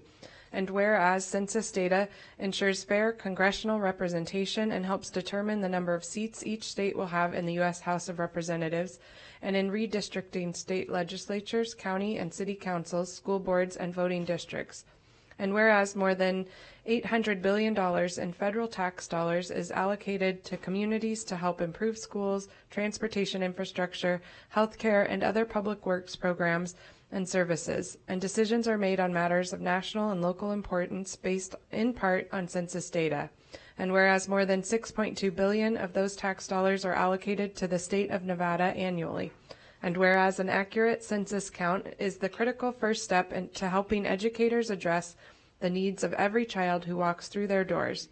And whereas census data is used to allocate federal tax dollars to children in Nevada in excess of $135.8 million for the National School Lunch Program and School Breakfast Program, $75 million for special education grants, $25.9 million to Head Start programs, and $120 million to Title I grants for low-income schools and disadvantaged youth. And whereas the information collected by the U.S. Census Bureau may only be used for statistical purposes, with information considered confidential and protected by law. And whereas a united voice from government, business, educators, community, and faith-based organizations, media, and others will enable the 2020 census message to reach more members of the community. Now, therefore, be it resolved that the Washoe County School District Board of Trustees hereby designates March 30th, 2020 through April 3rd, 2020 as Census Days of Action to encourage all persons residing within Washoe County to participate in the U.S. Census to ensure a complete count of our community. That's the resolution. Do we have any public comment on this? Does the board have any questions for our guests? Trustee Simon Holland. Thank you. I just want to thank you both for your work, and we know how important this is not only to our school district, but to our county, our residents, and our state. So thank you for the work, and I know we all want to do our part. I know Dr. McNeil has said there are educational programs going on in our classrooms to talk about how important this is, and really just the history of the census and what it means to people in America and how critical it is. So we really appreciate the partnership, and we want to do what we can to make sure that we have a complete count. So thank you. You're welcome. I thought it was very interesting.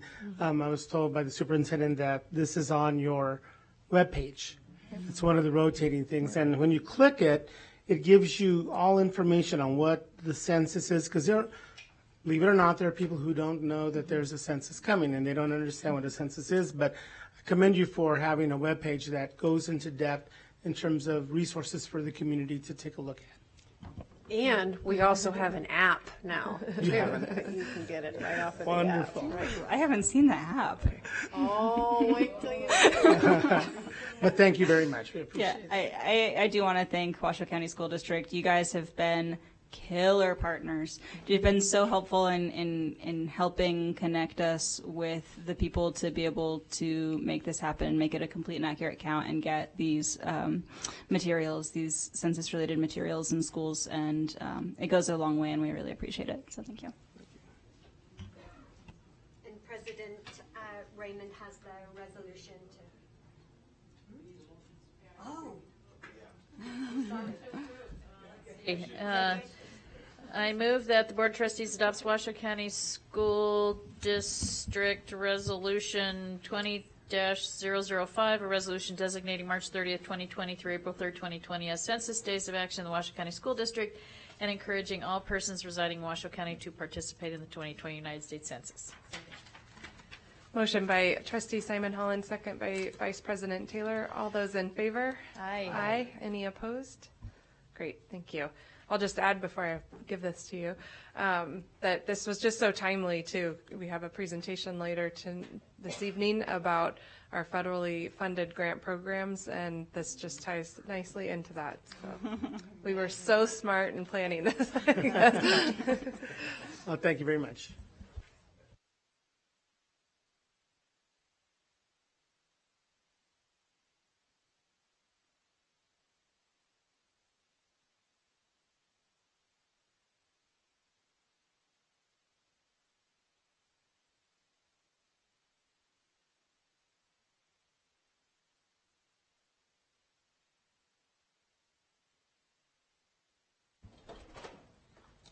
All right, and our next resolution, agenda item 5.03 is consideration of adoption of Washoe County School District Board Resolution 20-006, a resolution designating the week of February 24th through 28th, 2020 as Public Schools Week in the Washoe County School District.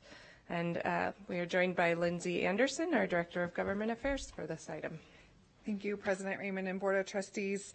I have the honor of presenting this resolution today, and I'll let Dr. McNeil pipe in if she'd like to. At the last superintendent's meeting, all 17 superintendents from across the state got a really informative presentation from our partners at AASA and their federal advocacy efforts, and they are one of the proponents of Public Schools Week, which is this week.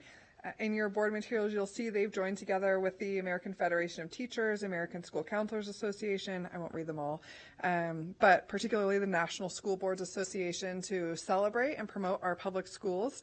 And so it's really a public awareness campaign about how 90% of the nation's students attend our public schools, how important they are, and a broad coalition of stakeholders is getting together this week with a bipartisan group of lawmakers in Washington, D.C. to celebrate the important work done at our public schools.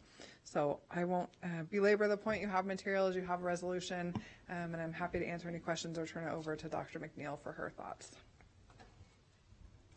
Just real quickly, I think this is a celebration as far as what we do in our school district every day. I happened to go over by Greenbrae Elementary School to celebrate the Public Schools Week, and the students were there, and oh my goodness gracious, they were in front of the cameras and just talking about all the great things that happen in our schools every single day. So thank you so much, and I think that this is a no-brainer, but this is great. So. Well, again, I'll take a minute to read this resolution and put it on the record, and then if there's any public comment, we'll take it at that point. So Washoe County School District Board Resolution 20-006, a resolution designating the week of February 24th through 28th, 2020 as Public Schools Week in the Washoe County School District. Whereas public education is the foundation of a thriving democracy, whereas public schools are where students come to be educated as citizens of the United States and of the state of Nevada. Whereas individual public schools prepare young people to contribute to the society, economy, and citizenry of the country. Whereas 90% of children in the United States attend public schools. Whereas local, state, and federal lawmakers should prioritize support for strengthening public schools and empower local education leaders to implement, manage, and lead school districts in partnership with educators, parents, and other local education stakeholders and learning communities. Whereas local, state, and federal lawmakers should support such necessities as counseling, extracurricular activities, and mental health supports that are critical to help students engage in learning.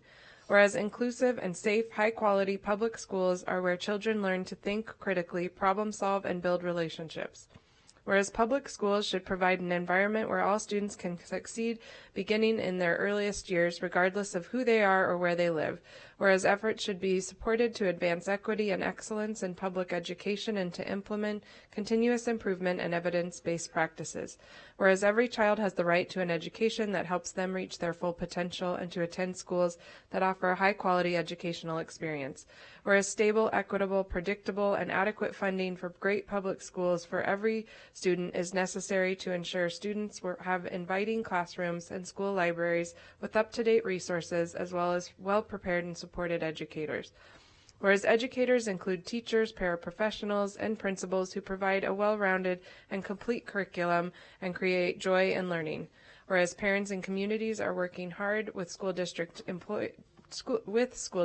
to improve educational outcomes for children.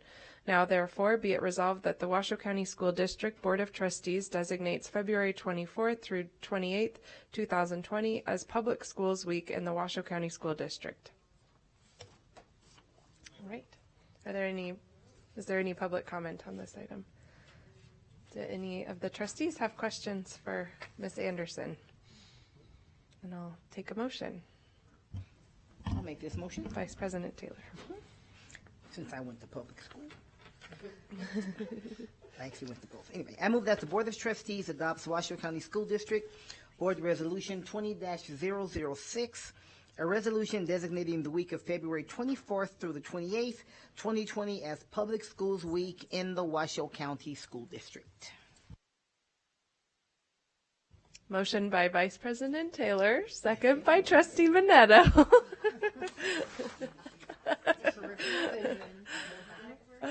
All those in favor, please signify by saying aye. Aye. Any opposed?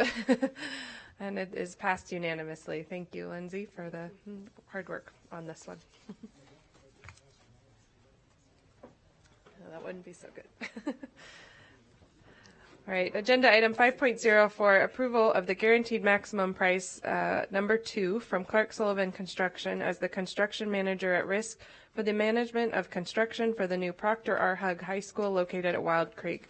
CMAR number C-61600A for earthwork and utilities in the amount of $22,300,000 $386,196 with an owner's contingency of $1 million for a total of $23,386,196 for possible action. And we are joined by Andrea Sullivan, the Director of Procurement and Contracts, and Adam Searcy, our Chief Facilities Management Officer. I keep trying to make you the Chief Financial Officer. We're just spending the money. All right, good afternoon. My name is Adam Searcy, Chief Facilities Officer for the record. Really pleased to be here with everyone talking about this second construction contract for this new high school, Proctor R. Hug High School at Wild Creek. We're going to refer to this GMP repeatedly. This stands for Guaranteed Maximum Price. Basically, we've gone through the process of designing this project. We've taken it to the Capital Funding Protection Committee and the school board for the funding approvals. And now we're in the process of basically buying this work. We're working with our CMAR general contractor, Clark Sullivan, who has put this scope out to bid essentially in discrete contracts. So we're basically going to be buying this work likely over the course of 4 separate construction contracts. Basically the presentation tonight is to tell you how we've arrived at where we are today on the second of 4 GMPs. The first one really was related to the ore ditch, the drainage ditch that traverses the existing Wild Creek area golf course, which is more or less right where we're going to put this school. So we had to relocate it.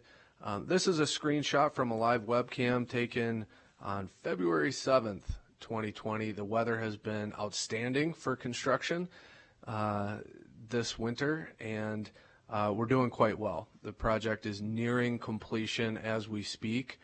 The permitting process is also going smoothly, and as you may recall, the NV Energy major transmission lines that also went across the future school site, those have been relocated already. They're done and out of the way. This again is a shot of the future campus looking to the north. This is taken from basically the top of the existing clubhouse up there, looking north. You can see the ore ditch work here in the foreground, and then further towards the edge of the irrigated golf course area that transition to the native sagebrush and rocks. That's generally where the high school building is going to be soon. So the second construction contract, we've really just referred to it in this presentation as earthwork and utilities. This is about a 65-acre site, all told, for this large project, and it's a significant amount of earthwork needs to take place before we can begin building the foundation of the building. So try and put it into context. This exhibit here on the right is sort of a cut and fill map. The reds and yellows are your cut areas, and that material is going to be placed in the blues and green area in conjunction with all sorts of utilities, storm drain, and things like that. I mentioned significant structural material will be placed beneath all the paved surfaces and beneath the building. A lot of that has to be imported. So all told, I don't know what 125 Olympic-sized swimming pools really looks like, but it's a lot. Big equipment. Earthwork and utilities.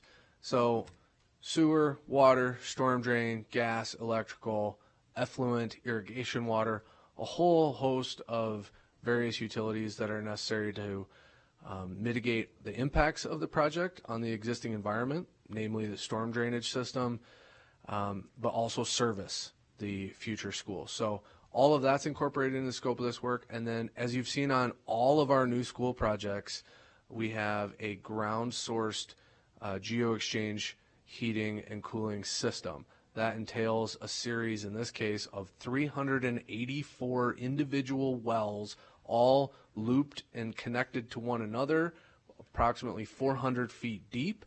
This is a screenshot from the actual plan sheet that beneath those just mess of dots and lines are the baseball and softball fields for the future campus. So we're going to drill these wells and construct that infrastructure, and then ultimately build baseball and softball fields over it, and nobody's going to be the wiser.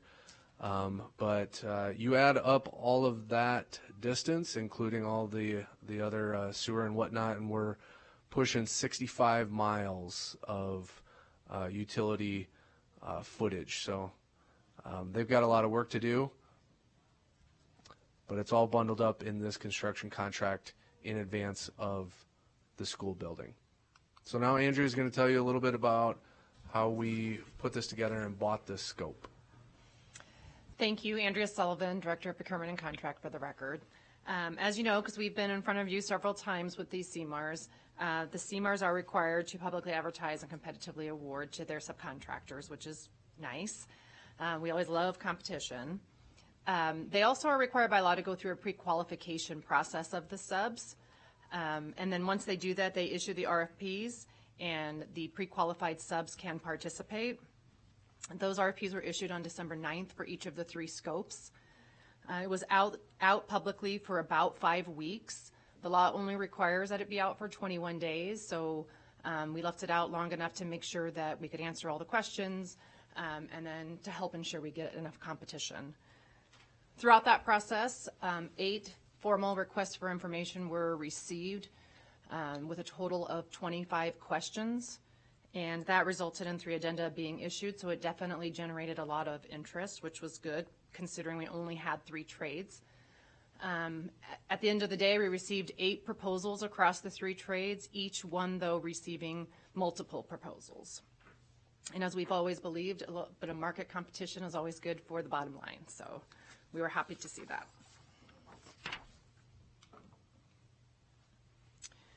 Proposals were opened on January 14th, and the CMAR, Clark Sullivan, then goes through and evaluates all of the proposals.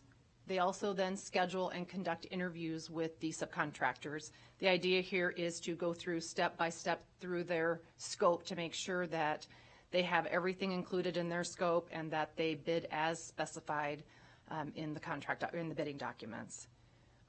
As required by law, the Washoe County School District representatives were present throughout that process, and our role is to ensure that they are following NRS and also that they're following our processes and policies. At the end of all of that, we entered into final contract negotiations for the GMP between Washoe County School District and Clark Sullivan. And Adam told you that the GMP is the maximum price that we're going to pay for this project. And what that includes is the cost of the actual construction from the 3 subcontractors for the 3 scopes that we talked about. It also includes what we call contractor general conditions. This pays for Clark Sullivan staff to be out there. It pays for some of the equipment and tools that they use. They put up the trailers out there. That's kind of where all of those expenses go, or into the general conditions. There's also a contractor contingency, and that's for unforeseens or anything they might have missed in the plans or something like that. And that sits at about 2.5% of the subcontractor cost is their contingency. And then we also have the CMAR fee. This is their profit and overhead. They had to tell us what that fee was going to be during the process where we selected the CMAR, which for this project was over 2 years ago. And when we selected them, cost was we used the maximum points allowable by law for cost to select them. And then 2.5 years later, we're still holding them to what their proposal was. And then separate from the actual GMP, but also we're asking to be awarded tonight, is the owner's contingency. That's our contingency, and we have $1 million that we're asking for in contingency, slightly higher than we normally have, but this is a very large project, and we do foresee some potential risk of some unforeseen underground conditions. And so hopefully we won't have to use it. It's our contingency. We control it more, and so we're pretty stingy with it. So we only will use it if we really need to. And I think, another piece of good news here is while it is not required by law that a CMAR selects the lowest bidder, in this particular case, they did select the lowest bidder in each of the trades. And I think one of the reasons that they were able to do that is because they did generate a lot of interest. They got multiple bids on all the trades, and even more importantly, the subs that were bidding were really well-known, high-quality subs that both Clark Sullivan has done a lot of work with over the years, and we as a district have done a lot of work with over the years.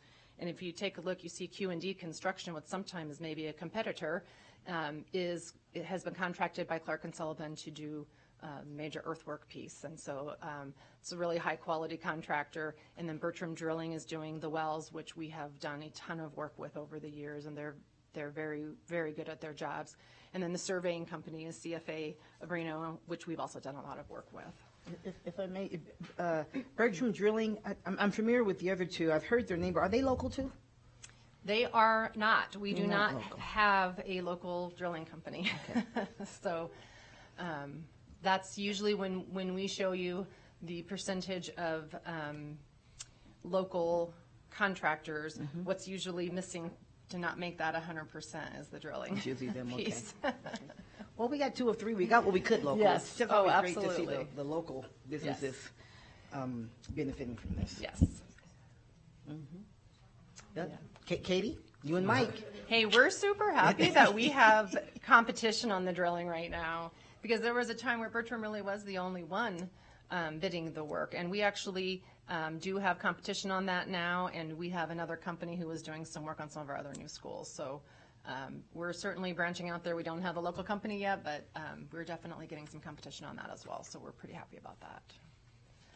And then, as you all love to hear, this recommended GMP did come in under the allocated budget. So kudos to Clark and Sullivan. They did a really good job generating interest. And, you know, these things are, sometimes we have to have courageous conversations, but ultimately, you know, we got under the allocated budget, which is really, really good, because we have a much bigger GMP coming to you very shortly. So we really didn't want to be in a position to be over budget before the big one comes in. So we're really pleased with the work Clark Sullivan has done. Just a high-level construction schedule. We'll award hopefully tonight, and then we're going to be getting bonds and insurance and signing contracts in the next week or so. And then Clark Sullivan will mobilize early in March. And then during sort of the March to April timeframe, we did want to let you know that there's going to be a significant amount of public outreach to kind of educate and inform the community around that Wild Creek area about the project and the schedule for it and all of that. So that'll sort of be undertaken during the March to April timeframe. And then in April, we'll begin the heavy earthwork to be done for this project. And then the major part of the earthwork we expect to be complete in July of 2020. And then that's about the time we'll expect to begin construction on what we'll call GMP 3, but it is the vertical construction of the building, so that'll be the big one. In fact, Clark and Sullivan has issued their bids to their subcontractors now. It's out on the streets now. So we'll be coming back to you sooner than you realize to hopefully award that contract. And then ultimately for the school, we expect substantial completion to be June of 2022, so we can open in August. I do want to say that we do have a representative in the audience, Zach Smith from Clark and Sullivan, who we've been working with very closely on this project. So if you had any questions of him, he's certainly here to answer any questions. But we are asking for approval of the GMP. That amounts to $22,386,196. Plus, we're asking for an award of owner's contingency of $1 million. So with that, we'll take any questions you have. Great, very exciting. Vice President Taylor. Thank you, Madam President. I know this is under budget. Do you recall what the budget for GMP on this was, on this GMP 2? So I put together a response for the record, but just briefly, it was a tick over $13,000 more than what the number you see here. Yeah. So it was tight. A good portion of that's in that owner contingency that is larger, as Andrea mentioned, larger than normal. Hopefully we won't spend even half of that. But we're right on the mark for this budget. The GMP 1 was actually considerably more under budget than this one, but we're right on the budget amount for this one. And technically, this was all approved as one allocation, and there is some flexibility within that. Again, the value with the contractors, the local contractors, their knowledge, that's as important as anything, that they'll be successful with limited change orders. Yeah, I do recall that. That was a question that Trustee Simon Holland answered. That's right. Thank you. I'm ready to make a motion then if there's. Is there any public comment on this item? All right. And I will accept your motion. Okay.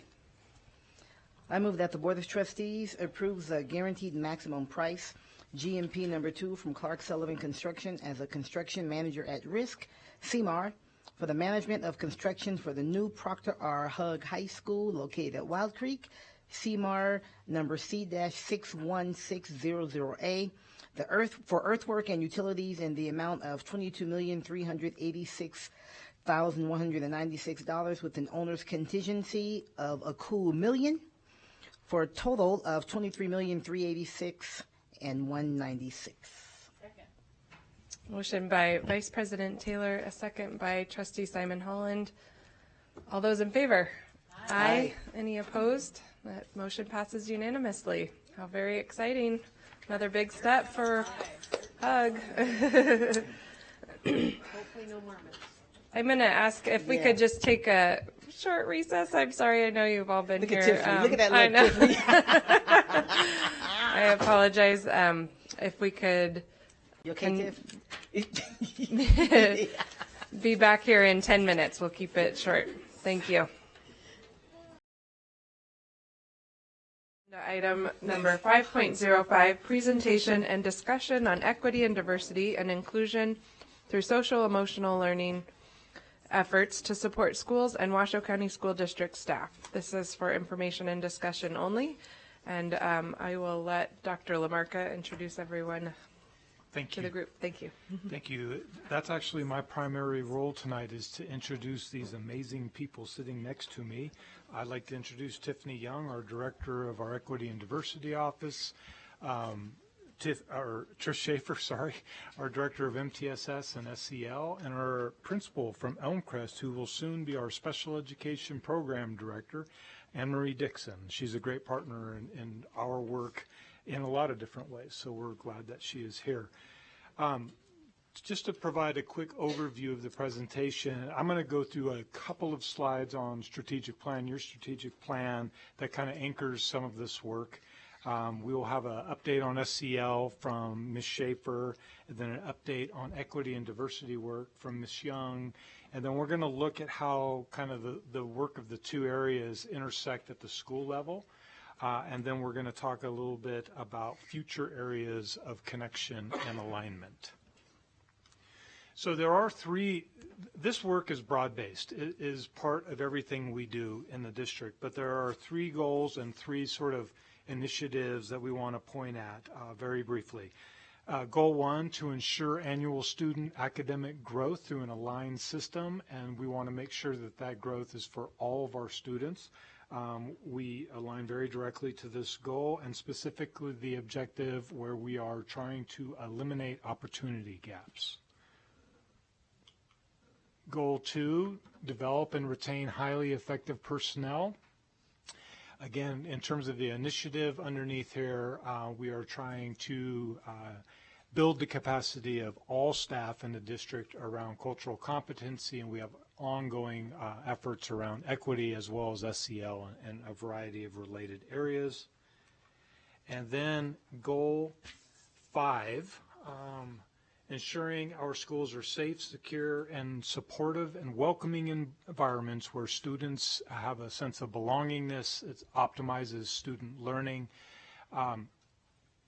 Really the initiative here, or the objective here, is sort of the opposite of the first goal. It's kind of the other side of disproportionality. So as you know, we need to limit disproportionality. We need to make access more proportional, and we need to make things like discipline and major behavioral problems more proportional. Okay, and so now I'd like to turn it over to Ms. Schaefer. Thank you. It's an honor to be here tonight. Nice to see all of you. I think to get us started, I just wanted to orient you to the department in which social emotional learning lives, because they are all tightly interconnected, and we serve students pre-K through 12. So we work with all of our teachers, all of our schools, and you hear often Tier 1, Tier 2, and Tier 3. So we run the gamut. So we have multi-tiered systems of support, or MTSS, which is positive behavioral interventions and support and response to intervention. So looking at behavioral and academic success and structures, social emotional learning, which we'll primarily focus on tonight, restorative practices, and then behavioral health and management for our students who are needing some additional guidance with behavioral issues and or coaching staff who may need some support. So all along the pathway of graduation. A definition of social emotional learning is provided here from our friends from the Collaborative of Academic and Social Emotional Learning, or CASEL.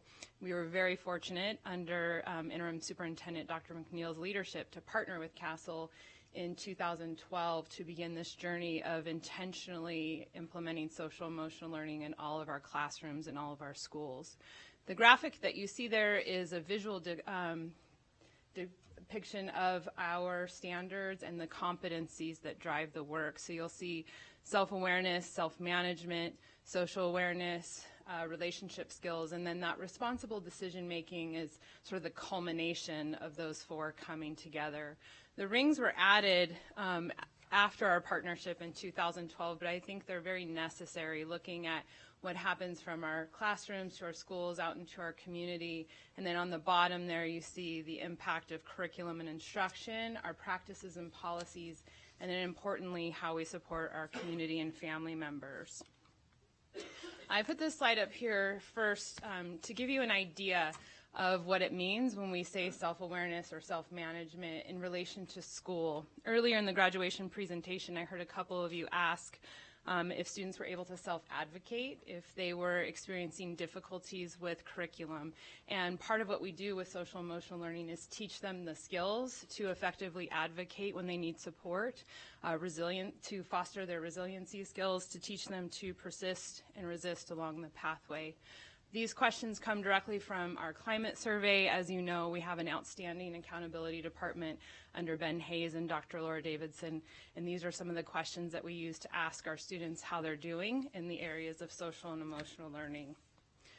Another component that we put together that I'm very proud of is Washoe County, when we first started this work, determined that we needed a target. We really needed a way to have common language around what is social and emotional learning and what does it look like in our building. So we pulled together a multi-stakeholder group to develop our standards. You'll notice the word student or child isn't anywhere on here, and that's very important to us because when we talk about social emotional learning, this is something that we do with our students. Social emotional learning is for children and adults alike. If you think about self-awareness or self-management, I don't know about any of you, but I don't think I'm totally there yet. It's whether you're 2 or 102, you're continually nurturing and working on these skills. Another huge accomplishment for Washoe County School District is that our standards have been adopted by the state of Nevada, and we have been fortunate to help lead the other 16 counties in this work under the leadership of Interim Superintendent Dr. McNeil. When we talk about implementation in our schools, I shared the framework with you, but it really looks at 4 components. First, we talk about academic integration. So how is social emotional competence showing up throughout the day within the academic classroom? This could be as simple as character analysis, where you have a literary character who is experiencing conflict or has to make a choice, and we talk about the skills or the decisions that were made and how that could apply to real life. Then we look at climate and culture activities. This is critical when you hear people talk about relationships. We focus on relationships adult to adult, adult to student, and student to student. We also focus out, if you go into those rings, around how is the school community reaching out to our families and our neighborhoods. Then you'll see family and community partnerships. I called that out intentionally because we have had such a fortunate opportunity to partner with Delisa Crane and her group by hosting social emotional learning mini conferences and really allowing our families and trustees and educators to come together and learn alongside. And this year we've added our students too, so it's a true community learning. And then last, we have explicit instruction. So for social emotional learning in Washoe County School District, pre-K through 12, we have evidence-based curriculum where students are explicitly taught and given the opportunity to practice these competencies through different scenarios and application. We have trained all of our schools in social emotional learning. We used to train the trainer model. We continue to support that work through elementary and secondary cohorts. And we have ongoing supports for our teachers who are implementing evidence-based curriculum, credit-bearing classes in high school. You heard the previous presentation a reference to freshman seminar, where high school students experience a course that allows them to better acclimate and gain some of the skills necessary to navigate high school. We recently have updated our evidence-based curriculum for elementary and middle schools, which we're very proud of. We participate in the alternative route to licensure teachers to make sure that our new teachers coming into the school are well versed and understand what's happening. You'll see that we have activities around restorative practices where our students can practice their relationship skills. We've done a lot with adult social emotional learning, looking at adult self-care and self-compassion over the last 2 years.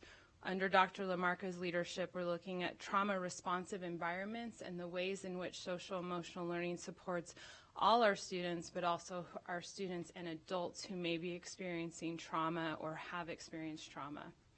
We've also partnered to make sure that social emotional learning is provided for all of our educational school professionals, support professionals, and bus drivers. I mentioned that we have our mini conferences, and we offer typically around 50 parent universities each year. We present at national and state opportunities. And then I saved one. We have our NASI program, which was, again, a collaboration project with the Department of Accountability, Dr. Laura Davidson and Ben Hayes, where we looked at the needs of our students identified as English learners and how they were responding to our social emotional learning curriculum. And so it was a student voice, teacher voice project to try to look at how culturally responsive is our social and emotional learning. And I saved that for last to bring some connections around the work that, as I hand it over to my colleague Tiffany, we are seeing some good results with social emotional learning. When staff report that they prioritize social emotional learning in their building, we're hearing things like they have less work stress or less burnout. Our students who have and report higher social emotional competencies are demonstrating higher GPAs, higher rates of attendance, and more likely to graduate. But we also have some holes that we need to address and strengthen, and the data that is provided, a wealth of data provided by the Department of Accountability, mostly with WCSD data.net, which I think you're all familiar with, lets us know where we need to improve and where we need to target. And this is just a sample of the data up there that lets us know we do have some work to do within certain subpopulations. Part of that work was the NASI project with Dr. Laura Davidson, but then that also allows strong collaboration for Tiffany and I to really make sure that social emotional learning is culturally responsive and meeting all the needs of our students. And with that, I'll turn it over to my colleague Tiffany to talk about our collaboration. Thank you. Again, for the record, Tiffany Young, Director of Equity and Diversity. And so I am glad that we have the opportunity to be here to share some information with you and to be able to talk about how Trish and I are working to intentionally develop common language around what we are doing with equity and diversity, social emotional learning district-wide. The slide that you have on screen talks about when we speak in terms of diversity, we have to be intentional about the language that we use. And so we make statements like our school district is diverse, but we need to specifically talk about what we mean within categories. So intentionally, we talked about diverse in gender, sexual orientation and identity, diverse in languages, diverse in varying levels of ableness, diverse in socioeconomic status levels, diverse in race and ethnicity, and diverse in culture. But particularly there's an asterisk next to the diverse in race and ethnicity as we talk about our goals and our strategic plan. As we really work to shift and increase the racial diversity of our teaching staff and our department staff, we have to honestly look at what is the pipeline process and conversation. So we have to have a conversation at a higher ed level. We have to have a conversation at a systematic level. We have to have a culture and climate conversation to say, are we in fact an environment that is welcoming of a racially diverse culture and climate staff?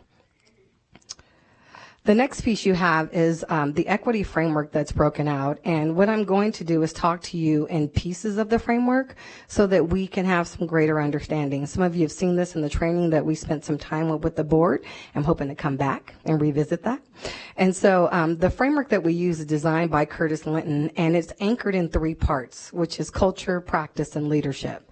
Within those 3 anchors are 4 characteristics of equity, and we look at rigor, relevancy, relationships, and expectations.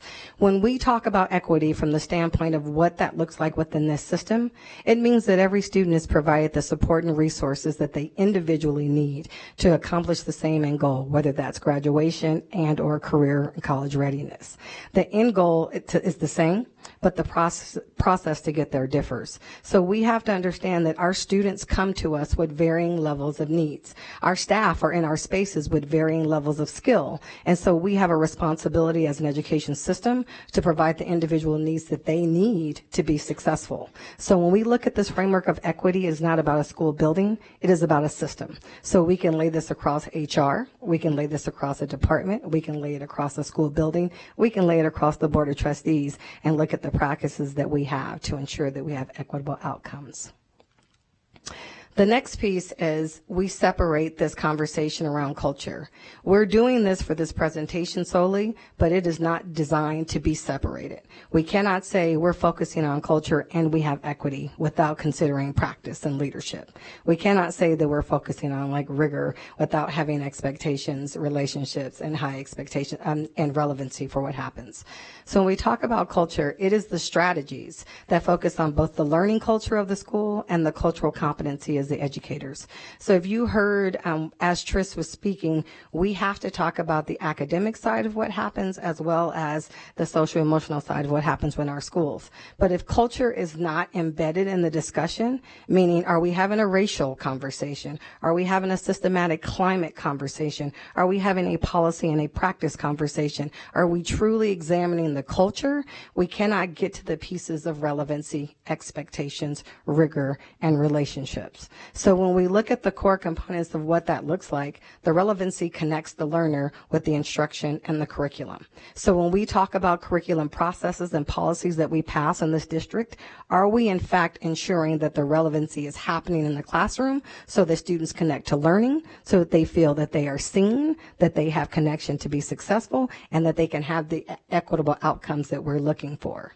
When we speak about expectations, do we have the highest expectations that our students, our families, and our staff are capable of achieving? When we say we are here for all kids, then we need to ensure that our data represents that we have practices that provide equitable outcomes in our systems. And when we look at rigor, we're really talking about providing the skills and learning the student needs to succeed. And that last is relationships. And hopefully you're hearing some connections and language that we're talking about. So when we talk about relationships, about helping the student believe in the teacher's high expectations, engage with the rigorous curriculum, and respond to the relevancy of the learner, we have to first ask ourselves, who then determines that the relationship is in place? So we have to be honest about what are we doing as a system to reflect equitable outcomes. The next piece is practice, and the practice is really about strategies focusing on what teachers do every day in the classroom and how these things impact student achievement. Do we, in fact, have culturally responsive teaching? And if we don't, how do we build that? And if we are, how do we share that? And we still look at it across those 4 pieces of the characteristics. The last piece of that framework is leadership. And earlier when the high school students and high school principals were talking, when we look at leadership, we are talking about the strategies that address district, principal, and teacher leadership needs. So the teachers are leaders in their classrooms, but our students are leaders in their learning. And so are we, in fact, creating an environment where they have ownership and empowerment to lead in the leadership that's necessary for them to be successful? So when we pull those three pieces apart, you can see individually how they operate, but they are definitely connected. Really, when we talk about culture, practice, and leadership, they come together to achieve equity. It is not separate. It doesn't happen individually. It's characterized, again, by relevancy, expectations, rigor, and relationships. So district-wide, this is a snapshot of what's happening with the equity and diversity work. We are capped with a large responsibility. In the back is my team, my core 4 team, which is Tony Montgomery, Cassandra Lopez, Jeff Asimita, and Siobhan Mulroney. Those are my equity and diversity specialists. We are the team that carries the responsibility for the work that happens across the district. So when we talk about LTLs, we are divided up across areas and providing supports for the area superintendents.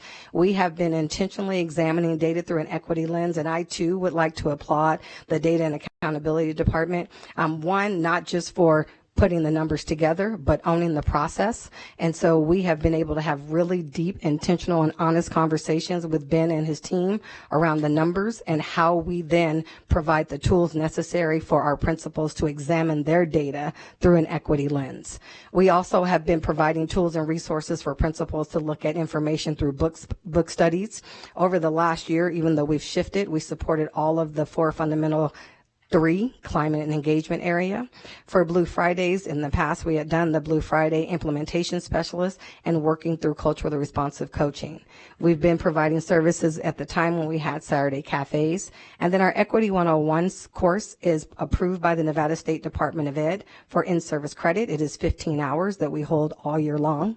We also provide school site PD with a minimum of 2 hours a session or an entire school year. The SEL department, along with the CASEL work, we've been working nationally with the Equity Work Group, and I also work with several other school districts across the country around their equity work and providing support. We also work with the Alternative Route to Licensure Boot Camp, so an 8-hour mandatory boot camp. We worked last year and presented at the National Family Engagement Conference, and I led a 3-hour deep dive session on culturally responsive family engagement for that national conference. We train every newly bus driver that is hired through transportation. We also work around the leadership team, Board of Trustees, deep equity training. You all had a little bit of that.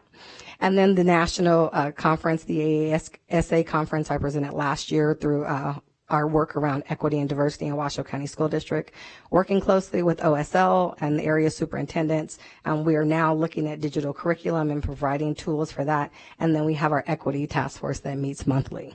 So we have a pretty heavy amount of work that we cover, but it's big.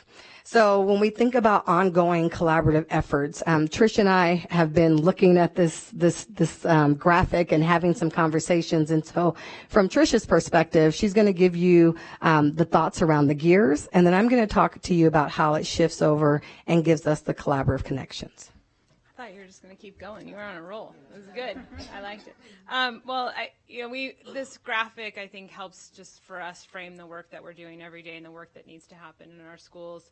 Over on the left side, you see that core instructional practice, inclusive practices, and climate and engagement, and intentionally trying to make these connections around our work that each gear is distinct and necessary, and as one stops, then the others stop, and they're interdependent on each other, not merged together, but connected and required to continue to make the machine go. And we sort of feel like that's analogous to the work that we do, that we can support each of these, and then Tiffany's going to tie it into culture, rigor, and the culture and climate that we do district-wide.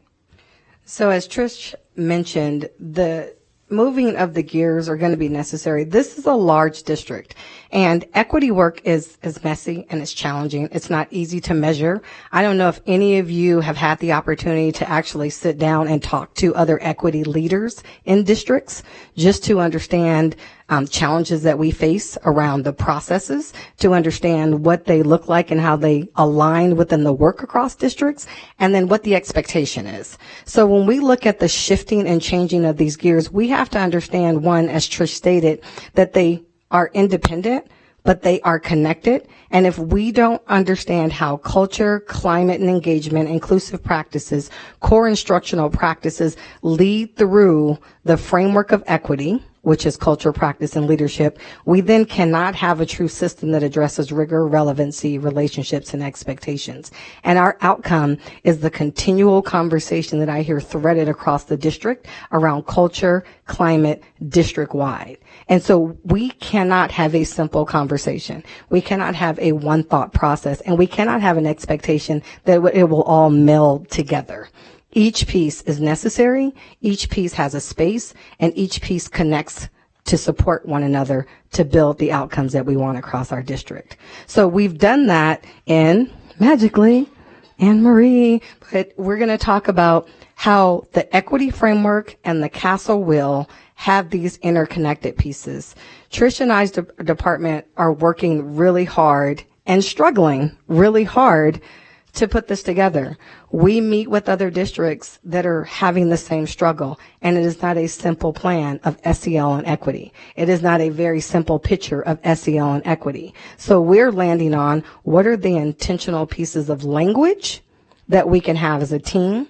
So when my team is in places and we're talking, what are the language connections? When her team is in place and she's talking and training, what are the language connections? And relationships are an obvious piece, but it is a deeper process than just saying the word relationship, very similar to just saying the word equity.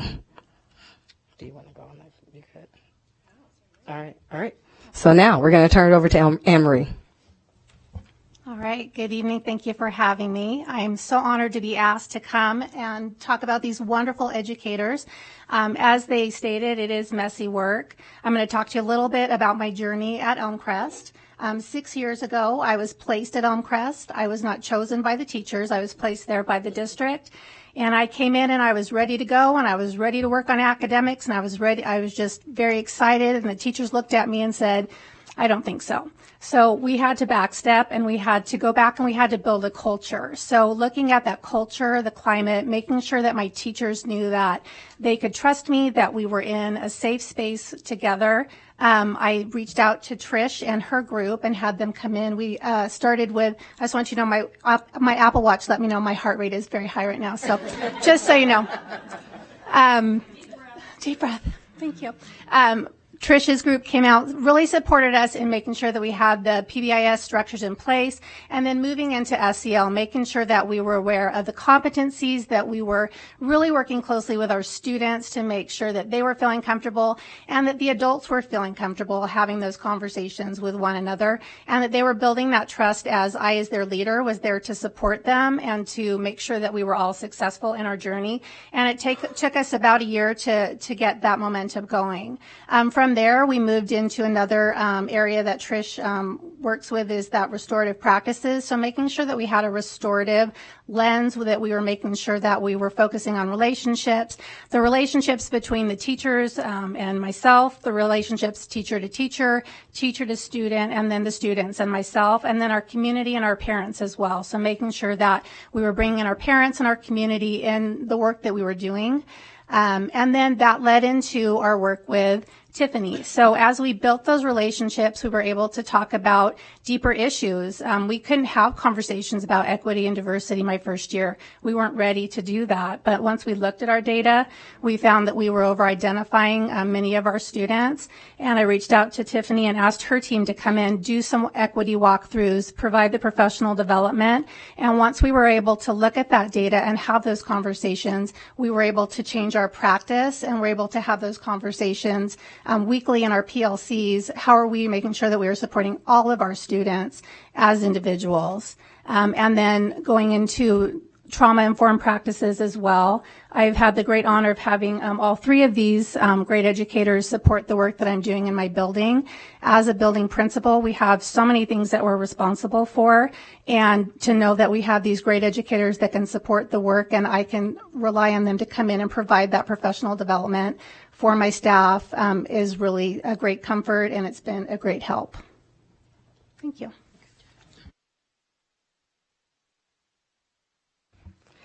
Do you want to do it? Go for it. Okay, so as we mentioned, and I think you heard common words, relationship stands out, academic instruction, rigor, but some of the current efforts, and Tiffany mentioned that this is messy work. It's not as clean cut as you would think when you get into it. There's a deep level of understanding that is required for both, and going back to that gear image for you, that each needs to stand on its own, but we have to hit it right at the right time or it can clog our system.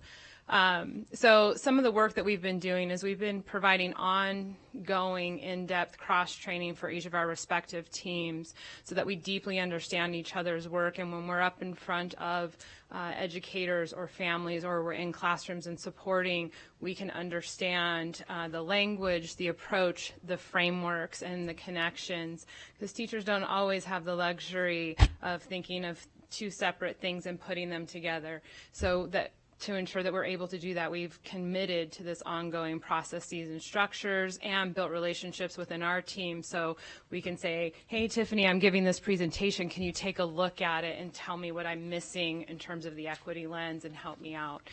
Restorative practices, Tiffany and Tony have recently become, Tony Montgomery in the back, licensed trainers through the International Institute of Restorative Practices, along with our team, to make sure that we have that culturally responsive lens and a way to help ensure that we're building relationships with everyone and at some points addressing disproportionality within discipline.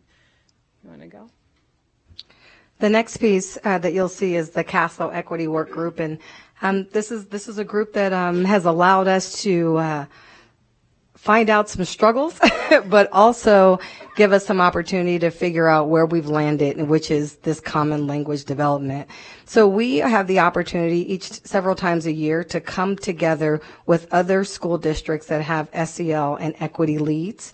And as again, like I told you, no one has it clearly figured out. It looks really great on paper. But when you walk into practice, it is tough. And so, where we have strong social emotional learning happening, as we do here in the district, we have sometimes challenges around the equity and the cultural competency piece, where people are choosing maybe which one feels a little better or which one they want to start with. Also understanding that there is intentional reflective pieces of equity that must be done in order to enhance what we're doing around social emotional learning. So Trish and I are really working on this common language, and I think it's important for us as department leads to have a clear understanding about this so that then we can then lead the people we support across the district. The other part is the professional learning design team.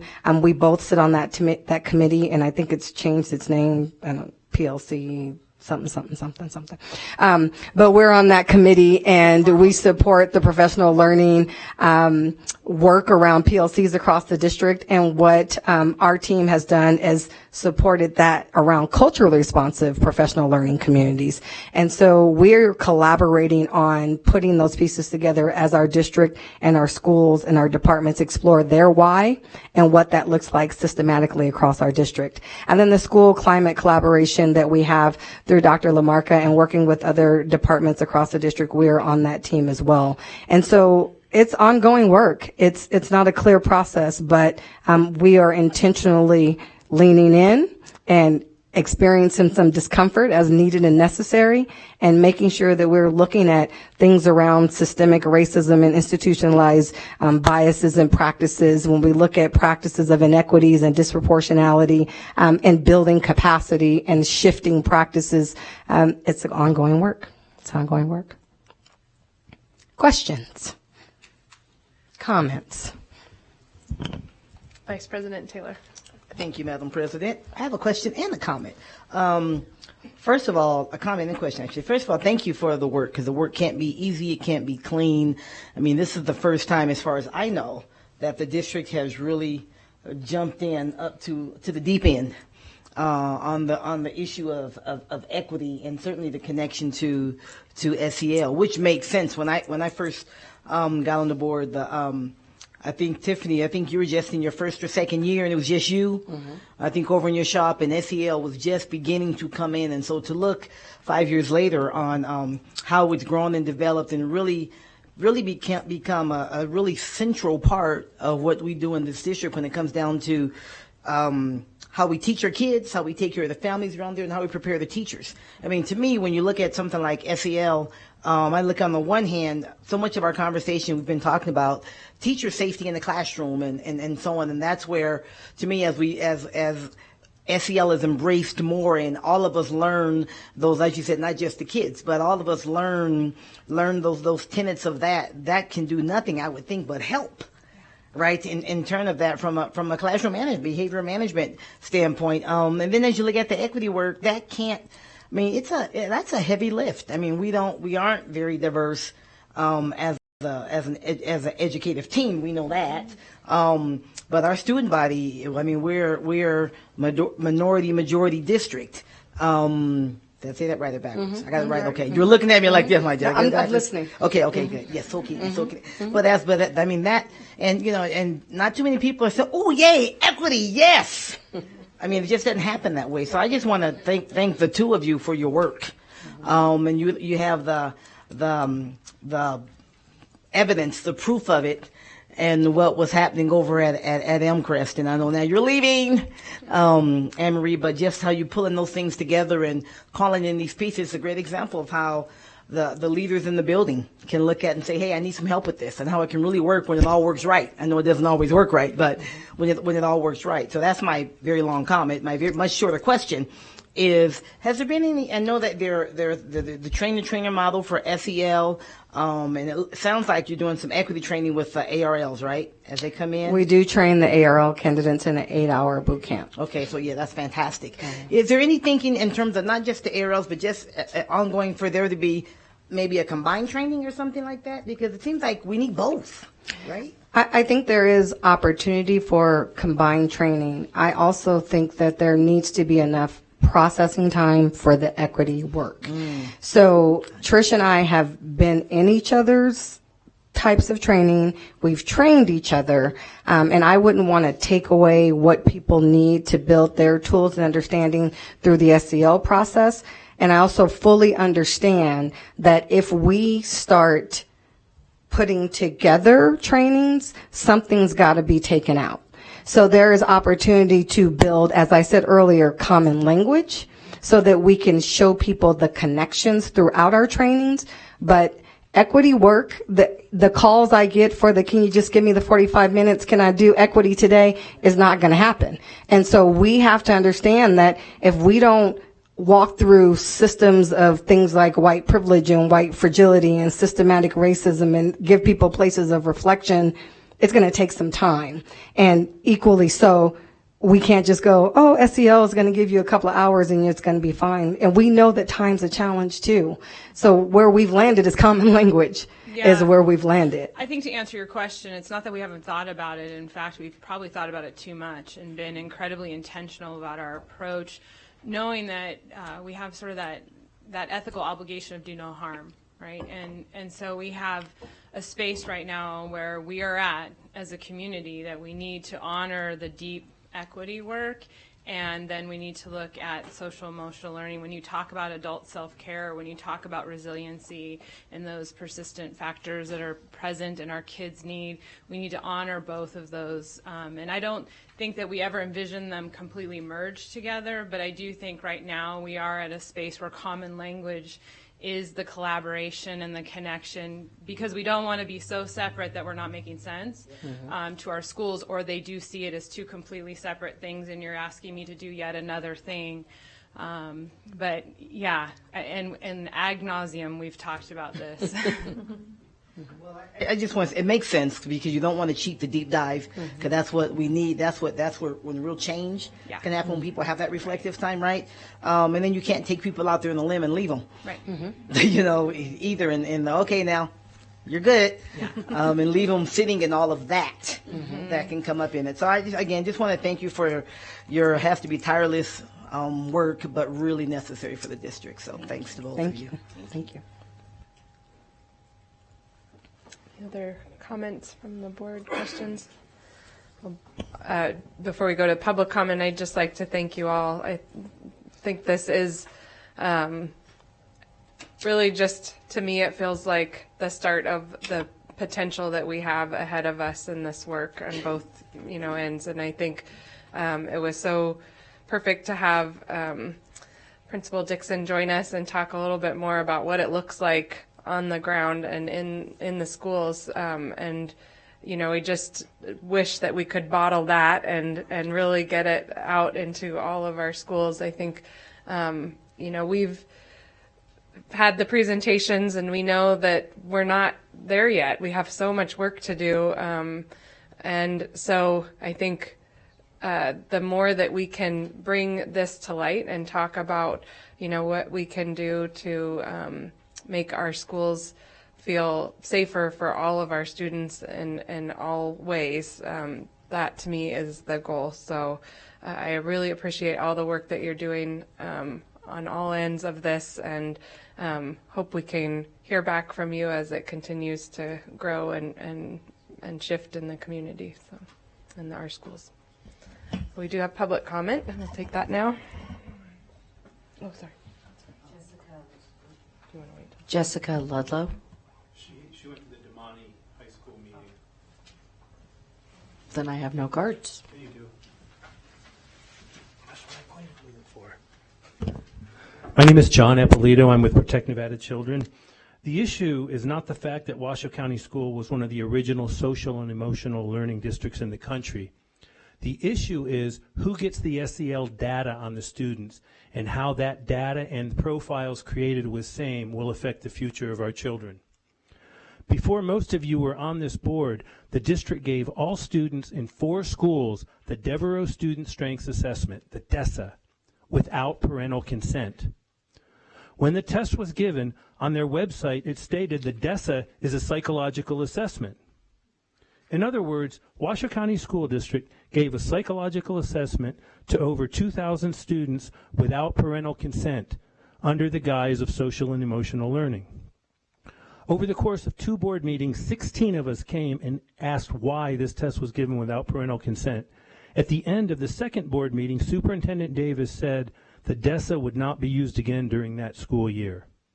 FOIA questions. Did the district ever tell parents in those 4 schools those kids were given the DESA? 2, did the district ever tell parents which outside vendors got results from the DESA?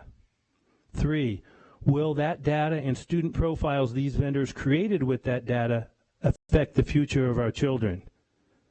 4, has the DESA been used again? 5, if not, has any similar test been used without parental consent? Both Castle and American Institute for Research, AIR, are very involved in Washoe County Schools' SEL program. Both AIR and Castle are very interested in how SEL is assessed. What we don't know is who has access to the assessment data. Even if they say the data is anonymized, I don't want Castle or AIR to have any SEL/psychological data on my children. It's well documented the founder of AIR, John Flanagan, was very involved with the eugenics movement in the 30s and 40s. Here's a Wall Street article I hope you guys read. On AIR's website today, they only mention part of what the founder did as, quote, giving aptitude tests, unquote. To make matters worse, Nevada chose AIR to be the online test delivery system for SBAC. AIR gets several hours of raw SBAC test data annually from all students in grades 3 through 8 who take the SBAC test. And it appears AIR also wants SEL data on our children. I will post these comments and the supporting documents on our Facebook page, Protect Nevada Children. Thank you. That's all I have. Interim Superintendent Dr. McNeil. So I just want to first thank you all so very, very much. This is probably one of the most important presentations that we have had this year.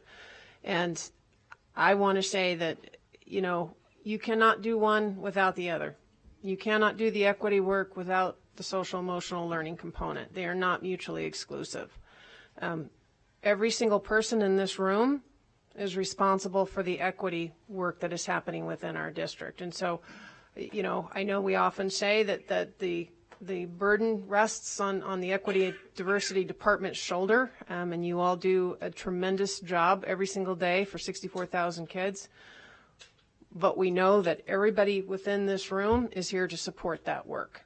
And we have continually worked with our area superintendents. We will continue to work with our principals and our teachers.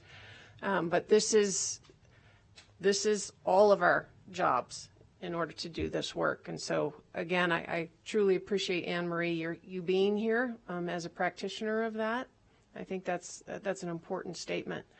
And I just, I go back to 2012 when we brought Castle into this school district, and social emotional learning was not an ordinary term. You didn't hear it. And now you cannot read a research article around education without social emotional learning being a component of that. But I just really want to emphasize we cannot do one without the other. So thank you so very, very much for all of the work that you do for our students.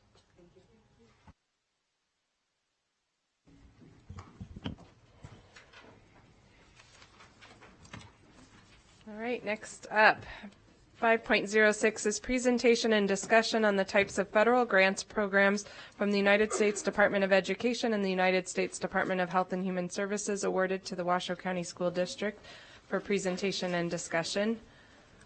Since Ben is at the podium, I think that means he'll get to introduce everybody. Ben Hayes, your title's not on there. Chief Nerd. Chief Nerd. I'll take that. Good evening, President Raymond, trustees, it's Interim Superintendent McNeil. Chief Academic Officer Beiersdorf and I flipped a coin and I won, so I get to introduce this year's Hall of Fame grants class. So I think this originally started out as a request for a presentation of our Title I process and programs, and then Dr. McNeil thankfully said, well, let's expand it into more of a federal programs presentation so that we can go over all the great stuff that our grants get to do. And it really is a lot of great stuff. We go really from an age from pre-K all the way to college ready and beyond. And if you want to go alphabetic, we also go from ACT to zoology. We do zoology, right? Title IV, I think.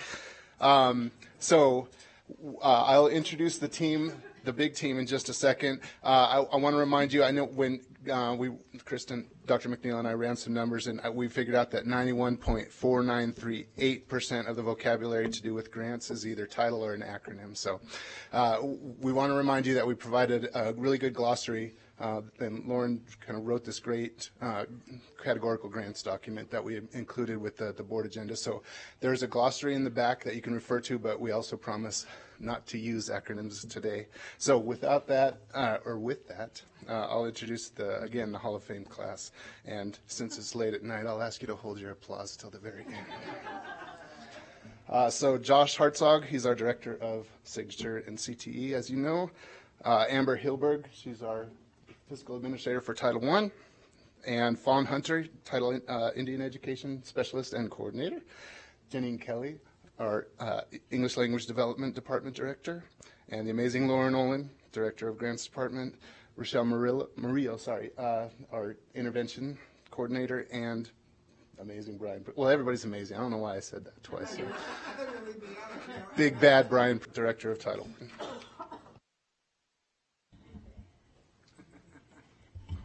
Thank you. For the record, I'm Lauren Olin, Director of Grants. So tonight our purpose is to give you an overview of the grants, and you'll see we have a lot of title grants up there. We're not necessarily doing them in numeric order. We're doing it in the order of how we manage grants, and also based on competitive versus formula grants. Okay, Brian. Help me out. Okay, so thank you. So basically there's two types of grants. There's formula and there's competitive funding. Formula means that it's based on a type of allocation. I know earlier today you guys heard from the Census people, and a lot of our allocated money is based on Census data. So it is critical that that type of work continues, because that dictates the amount of money that we get on our formula grants.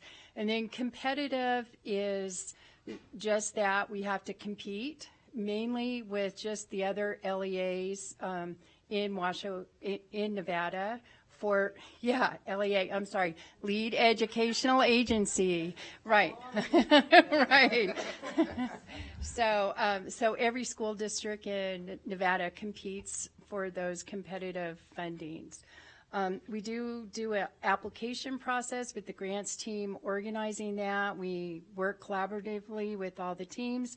We look at all the different funding sources so that we can figure out how we can leverage, like if we're getting Title I money, can we match it with Title I little a money? What can Title II cover? So it's a big part of what we do with all our coordinators to figure out how we can best use funding the most efficiently so we can get the biggest bang for our buck. And finally, the grants department looks at the fiscal and program monitoring pieces. So once we get the applications, how are we doing fiscally? And also, how are we doing program-wise on carrying out what we said we're going to do? And we also look at compliance, because this is all federal money that we're talking about tonight, and there's a lot of compliance that we have to make sure that we are keeping track of and doing it correctly. And then we're also looking at evaluation. How are these programs making a difference in our schools? Okay, so we're going to skip over Title I Big A right now. We're going to go to Title I Little A. This is actually a competitive application that we compete with other school districts in Nevada. For SY20 or school year 20 and for 21, we've been awarded $2 million, and we're serving 11 schools with that funding. This is for schools that are underperforming, and NDE has a very lasered focus on what we can do with these programs. So it has to be used for school leadership and data-driven decision making. 9 of our schools, as you can see up there, are using the New Teacher Project, and this is a company, educational company, that comes in and works with our individual schools to help them with school leadership and looking at data. Vaughn is, as you may know, is a IB middle school year school, so they're focused on how to make sure that they're implementing IB correctly. And then Encompass is one of our charter schools, and they've been working with American Urban School Leadership under that grant. Okay, Title II, this is an allocated grant, and Title II is for preparing and training teachers and principals. We, this year, have received $1.2 million. I have to say that through the years, Title II has kind of gone down in allocations. The last couple of years, it's remained flat, and we're hoping it'll remain flat for next year. But the funding for this is to train and prepare our principals. Some of the programs that we do are training in special ed, English learners. I know that you guys in equity and diversity, we're talking about ARL, so alternative route to licensure. We also fund mentor teachers to work with those candidates. And we also have school improvement that works with all our principals to make sure that they're doing the best, being very thoughtful in how they're putting together their school improvement plan. So in a nutshell, that's Title II. Okay, Title 4A. Now, Title 4 is a little tricky. You're going to hear 3 different Title 4s tonight. You're going to hear Title 4A, which is allocated. You're going to hear Title 4B, and there's 2 Title 4Bs. Title 4B, U.S. Department of Ed, is our after-school program, which we call Team Up. And then we also have Title 4B, which is U.S. Department of Health and Human Services. That is for family-focused. So just to make the federal landscape a little crazy, we have a lot of grants with the same type of name. But Title 4A, Part A, is an allocated grant, and this is a grant that does not have a lot of restrictions on it, so we can use this money for well-rounded education, school safety, and STEM. You can flip to the next. There you go. So you can see under these 3 areas, we have different programming across all 3 of these. The only restriction really that the feds have on this is we can't spend all our money in one pot. We have to spend at least 20% in safe schools. We have to spend at least 20% in well-rounded, and we cannot exceed more than 40% in STEM. So that's the only restriction on that. But you can see we have a crisis counselor, we have re-engagement specialists, truancy officers, we have an SEL coach, equity and diversity training. So the presentation you just heard previously, they're funded under this program. We have student voice, and then we also do training for our teachers around how to implement STEM and technology in the classroom. And with that, I'll turn it over to Brian Pruitt, Director of Title I, who will talk to you about Title I Big A. Do I got to talk in quick? Good evening. So for Title I, we call it Big A. This year's funding allocation was $11.7 million. The way we do district eligibility is there is a rank and serve process, which we use free and reduced lunch counts, and we rank all of the schools, and by federal law, we have to serve down to 75%. We as a district have this year are serving down to 58.84%, which gives us 44 Title I schools. There's also a process where we determine if a school is eligible not served, which goes by the district average percentage. So this year, the district percentage is 44.95%.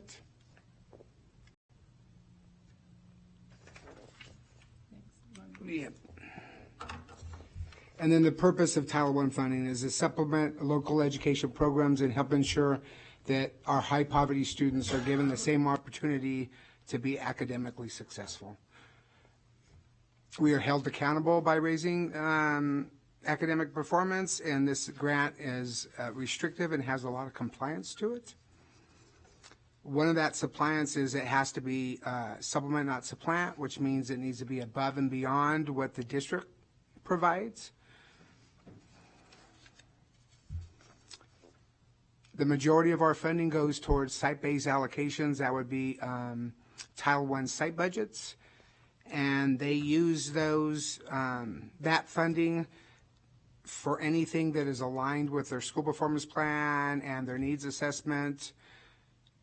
And that can be hiring additional staff, professional development, technology, supplies. There is an OSL guidance that Title I schools should not ask their students for supplies. That should be provided for them. And then we also have a family and community engagement component that goes along with Title I that is 1% of our allocation. Can I ask a question about this that I think probably actually applies to a lot of them? But so the schools identified as being eligible for these funds, then is it the site administration that works to determine how the funds are used? Are they doing that on their own? Are they working with you all to make those decisions? Do you want to answer it globally or for just Title I? Do you want me to answer? You answer. Okay. Yeah, it might look differently per grant. Okay. For Title I, we come up with a funding budget, site budget for them. They meet with us. We plan together. They should be receiving parent feedback, staff feedback. It should be tied to their needs as defined by their goals with their SPP, like I said, the needs assessment, risk audit, all of that. And that should determine how it's funded. But then they meet with us, myself and our fiscal administrator, and we go through the allowability part of it and make sure it is aligned with their SPPs and how it is utilized. Okay. And I think we hear, or I know I have, and I think I've been with others when I've heard principals talk about that part of, especially at the Title I schools, that part of their job, the work and kind of grants. And I just wasn't sure if it was this grant or if, I know there are more than just this grant too that they're working on. So they aren't writing this grant for their school. They're working with your department on the big grant, and then they're just working on the budget for their site for the funding. Yes, and we try to leverage the funding as much as possible between all of the grants. Okay.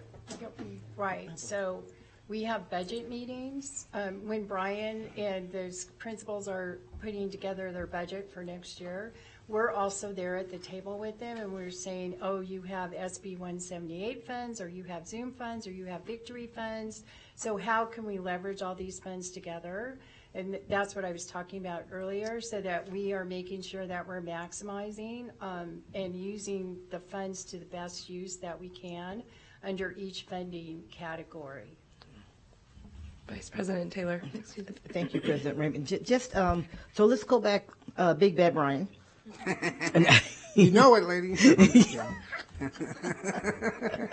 You started it. That might be another T-shirt. Okay. Okay. So you talked about how the feds give us X amount of dollars. We have to use those dollars for Title I, Big A, right? We have to use those to fund at least down to a 75% margin of what Title I schools get funding. But we go down further, and you said, so about 44% of those who qualified, who were eligible, didn't get any Title I funds? Help me? Do I get that right? The eligibility line goes, so the way it works is you come up with a district average, which is 44.95%. Average of? FRL percentage. Okay, free reduced lunch, Yes. And so then any school above that is eligible to receive those funds, but then the district determines how far down we service, and by law it has to be 75%, but this current year we've funded down to about 58.84%, which is about 44 schools. Okay, so go ahead. And I was going to say, you get a certain amount of funding allocation, and so it doesn't matter how many schools that qualify, you don't get any additional money. So the funding you get has to be spread out to all of those schools. So on average, our schools have about a 44% free and reduced lunch ratio of their students. That's a district average, right? Correct. That's a district average. And the government funds this grant based upon that 44. No. So the government, and that's what Lauren led with. So that's how we do it. So the FRL percentage, that's the LEA, that's for the allocation purpose. As far as how the state determines how much money we get, that is based on the census data. Okay, so that's when we do it, that's for our own ourselves in 44%. So any school that we have that has over 44% of their enrollment that qualifies for free and reduced lunch, right? They're eligible for funds the way that we allocate them. Correct. Right? For Title I. For Title I, that's what I mean. For Title I funds, the way that we allocate them, and we have to at least give 25%. Because you said we have to go up to 75. So we fund down to 75%. So if the school is 75% or higher, they automatically receive that. I see. And we fund down to 58%. If they're 58%, and so those schools that fall between 44 and 58, they didn't get any Title I funds this year. That's correct. And we call those challenge I always knew schools. there was some based upon. I just never understood the formula. So thank you. I knew that there was some of them didn't get it because we allocated our money differently, but now I understand how that works. And that's why we wanted to present to you so everybody. Well, good thing you showed up, Big Bad Brian. That's right. And I'll just add super quick. At the federal level, the Title I formula has different components in it. I mean, it's worse than a geometry formula. But part of that has to do with the per pupil amount that states fund. So Nevada loses out big time at the federal level because of the funding our state participates in when we're talking about per pupil amounts. So if you take a look at a state such as Massachusetts, and their state funds education at a much higher rate than Nevada does, you can see how that has a detrimental effect on our overall Title I allocation. So it isn't just the state funds that we're losing, it's also the Title I funds for the most needy schools. Absolutely. Absolutely. Thank So- you. Go ahead. So then the last part for Title I is so that was the site allocation. So we also have different district level set-asides that we put towards funding the schools, and that pays for equitable services, which is the private school students that the private schools that have students that are zoned for a Title I school but go to the private school, if they are in need academically, they can use funding to support those students if they are zoned for Title I schools. Then administrative expenses, professional learning, family engagement, neglected and delinquent youth, and early childhood.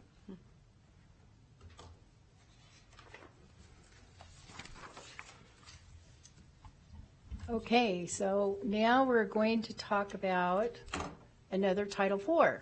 This one is Title IV-B, which is U.S. Department of Education, and this is our 21st Century Community Learning Centers, which we call Team Up. You're going to talk about that? So the funding this year was $3.1 million.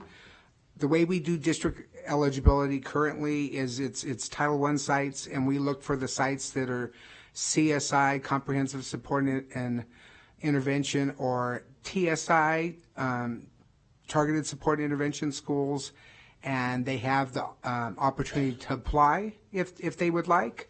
It's an after-school program, so it has that component to it. Currently, we have 24 schools this year, and it has to comply with a lot of compliance rules. The purpose is to provide academic support and enrichment activities, and so we try to align it to the regular school day, but it also has an enrichment component to kind of help offset the intervention piece. So again, they have site-based allocations, and so they use their funding mostly for program staff. They also purchase instructional and curriculum materials. They provide snack and dinner at those sites. And then, like I said, the enrichment would include like STEM, art, music, civics, etc. There's also a district level set aside, which provides the central office support staff, which is a coordinator and a facilitator, and also provide the fiscal processes to support the schools.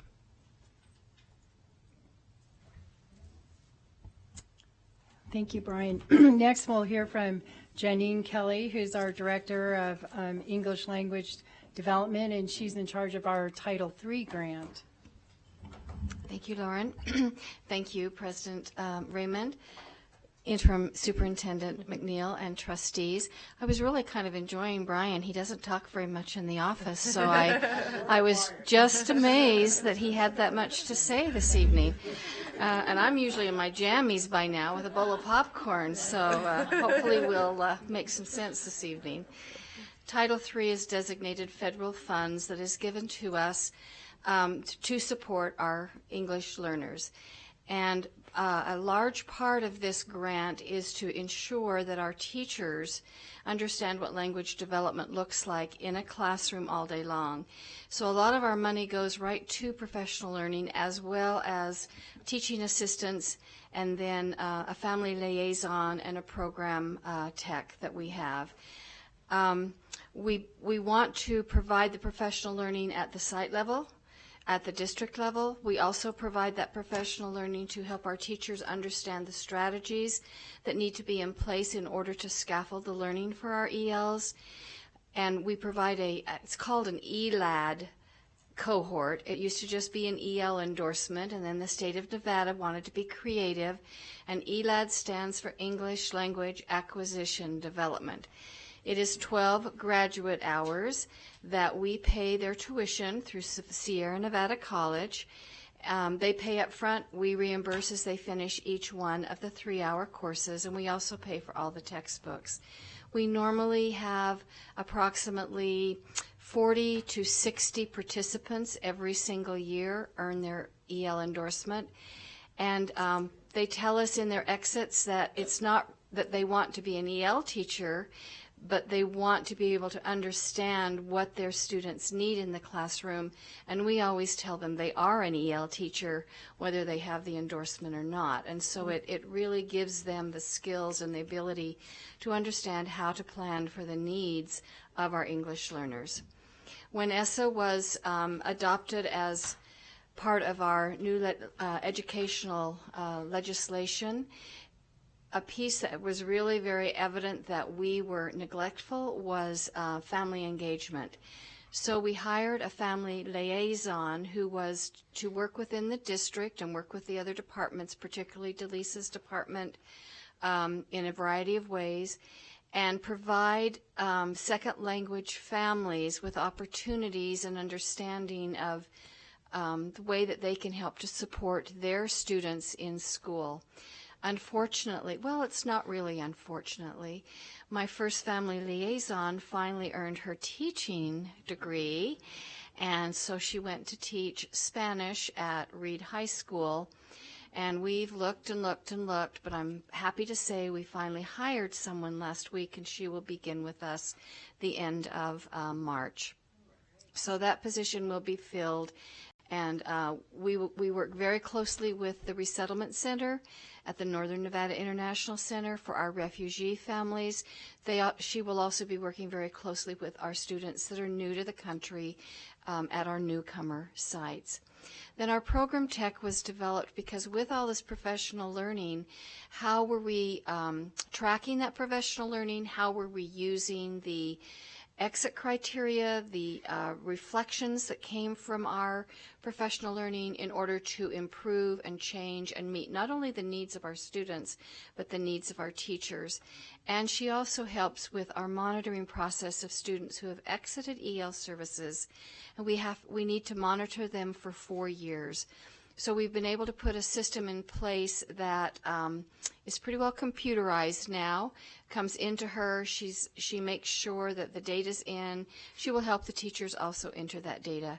So we use our title funds really to go back into the schools, to assist the schools with teaching assistants. There's 14 in elementary and 2 in secondary. They are placed at schools that the ratio is very high to the teacher-student ratio, and so we provide them with an assistant to help with small group instruction in the classrooms. So all the money goes back into the schools to help prepare our teachers, to support our students in using the best teaching practices that will assist our students in learning the language, processing the language, and achieving in school. Thank you. Next, we will hear from Josh Hartzog, who's our Director of Career and Technical Education in our Signature Academies on Perkins. Thank you, Lauren. Thanks, everyone, for being here and for your time tonight. I'm going to walk you through what's commonly known as the Perkins 5 grant funding source. Little historical context. So this comes out of federal legislation that was first termed the Carl D. Perkins Act, which dates back to 1984. It's since then been reauthorized several times. It was last reauthorized as the Strengthening Career and Technical Education Act for the 21st Century by President Trump in the year 2018. This act is important for a variety of reasons, but number one, because it represents the federal government's enduring commitment to supporting career technical education programs across the country. And there's a variety of activities that are allowable under this grant funding, both through the middle and high school levels, and also we share this funding along with other LEAs through the secondary level as well as post-secondary as well. So there's also funding available for Nevada System of Higher Education. For our purposes, the primary purposes you can see are on the screen, but in the interest of brevity, our department primarily leverages this funding to maintain and build our capacity to support CTE programs throughout the district. So as you may recall, we currently offer about 40 different career technical education programs across the district in our high schools, every single one of our high schools, and also a district-sponsored charter school, ACE High School. And then we also serve about 7,000 students we have enrolled in our CTE courses. So to provide support and capacity to support all of those moving parts, we leverage this to fund 2 part-time and 4 full-time positions, which form the bulk of the core support staff out of our department. And between those 6 different individuals, they engage in a variety of responsibilities ranging from supporting work-based learning to coordinating and administering assessments, whether that be district common final exams or state assessments that are required to be administered to our students once they complete our programs, to liaising and coordinating with the Nevada Department of Education as they conduct regular ongoing evaluations of our programs, to coordinating ongoing initiatives and collaborations with local business and industry, and the list goes on. So that's our primary use of those funds, and then the second primary use we have for that is supporting our professional development and our training for all of our staff, whether they be counselors or teachers or administrators who are responsible in some way, shape, or form for delivering career tech education to our students. So that looks like sending, again, administrators, counselors, teachers to professional development conferences that are aligned to our instructional and learning needs. It looks like funding our teachers especially and our administrators to accompany and work with our students who compete in career technical student organization competitions, whether that be state or regionally or nationwide. And it also looks like providing our teachers with substitutes so that they can get together and collaborate over a prolonged period of time, over a day, to continue to work and improve their standardized assessments, their common assessments that they have to administer. Looking to fiscal year 2021, our department is currently engaged in the process of a comprehensive local needs assessment, which is a pretty lengthy assessment process wherein we are required by the state and also federal guidelines in the Perkins legislation to review all of our CTE data, whether it be our student retention rates across our programs, the rates at which our students are completing their programs, the amount of dual credit that our students are acquiring in connection with their CTE programs, and the number of work-based learning opportunities that we're providing to our students. And taking all of that data into account, we're using that primarily to gauge the effectiveness of our efforts as a district in offering our programs and making sure that they're aligned especially to local labor market needs. That's a very important imperative of the Perkins legislation. And then also ensuring that we're making continuous progress in terms of continually increasing access and opportunity for more of our students, especially those from underrepresented and underserved populations, to be able to participate in CT programs. Thanks, Josh.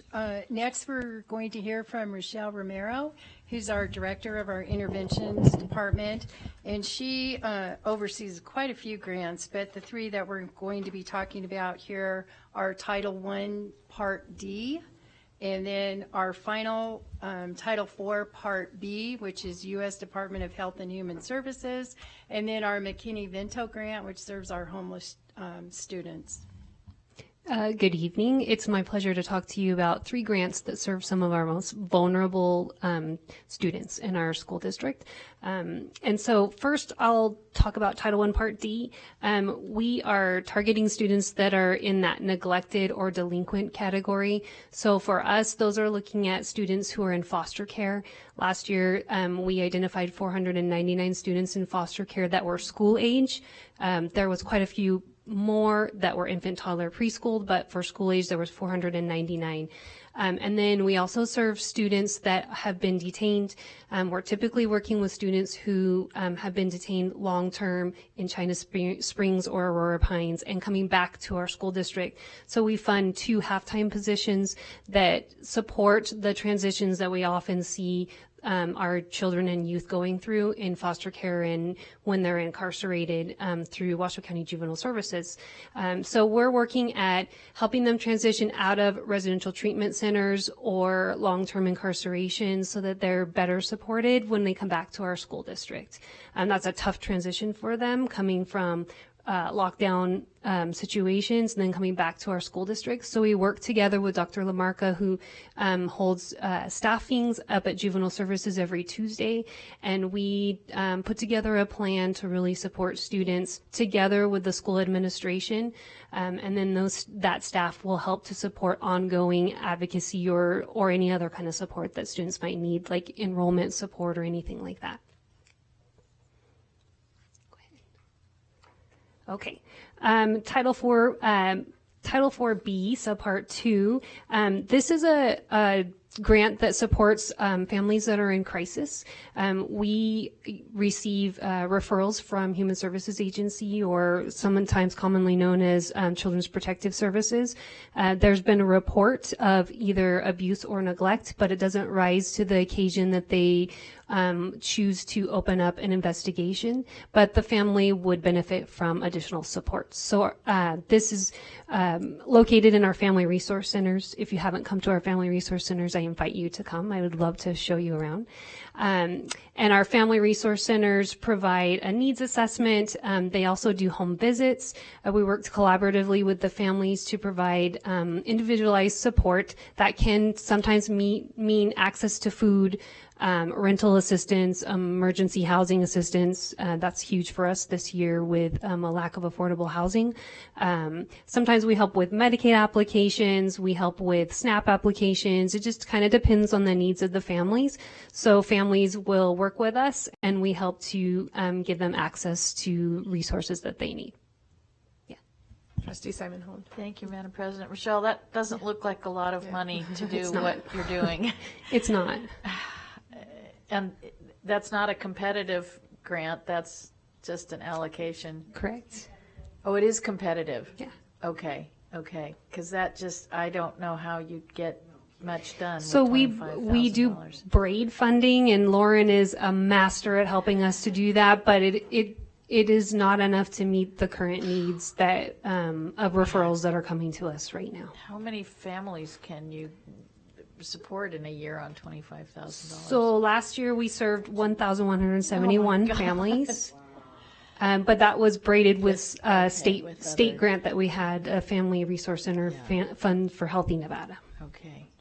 Wow. Well, amazing that you can get that work done with that amount of money. It's really the staff, and they will go out and do the home visits. Sometimes families can't come to our center, so they go do the home visits. They do parenting classes. They go out to Step 2, the family shelter. They do parenting classes there. So they try to be innovative in the way that they meet families where they're at. And it sounds like you're kind of an extension of CPS too in some cases. Yes. Yeah. Mm-hmm. Wow. Well, it's really prevention. So it really is, this particular grant is focused on child abuse prevention. Yeah. Well, thank you. Thank you to your staff. Incredible. Thank you. And then lastly is McKinney-Vento. And so McKinney-Vento has been around since 1987. Reagan was in office when this when this mandate came out. This is a competitive grant as well. So this is our program that serves our students that are homeless. Last year we served over nearly 3,000 students that were identified as homeless. So our goal is to provide the same academic opportunities as any other child might need, but we need to be innovative in the way that we do that. So our students move around often because they don't have stable housing. So we ensure that they are able to go back to their school of origin. So we request transportation so that they can go back to the same school that they have always attended and they feel comfortable and have the relationships. We pay for food, we pay for clothing, backpacks, uniforms, anything that the student might need. And then we ensure that they also get fed right away. So as soon as they're enrolled, they're fed right away. There's many things that our liaisons do to support schools, and so we have students that are identified as homeless in every school in this school district right now.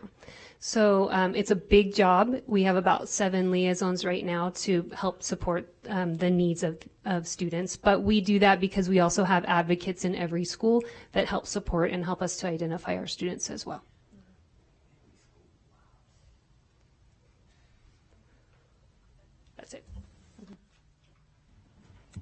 Thank you, Rochelle.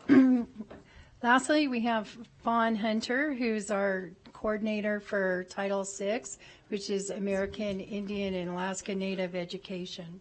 Good evening. Thank you. So in our grant, Title VI Indian Education is basically a grant that supports our Native American students in our school district.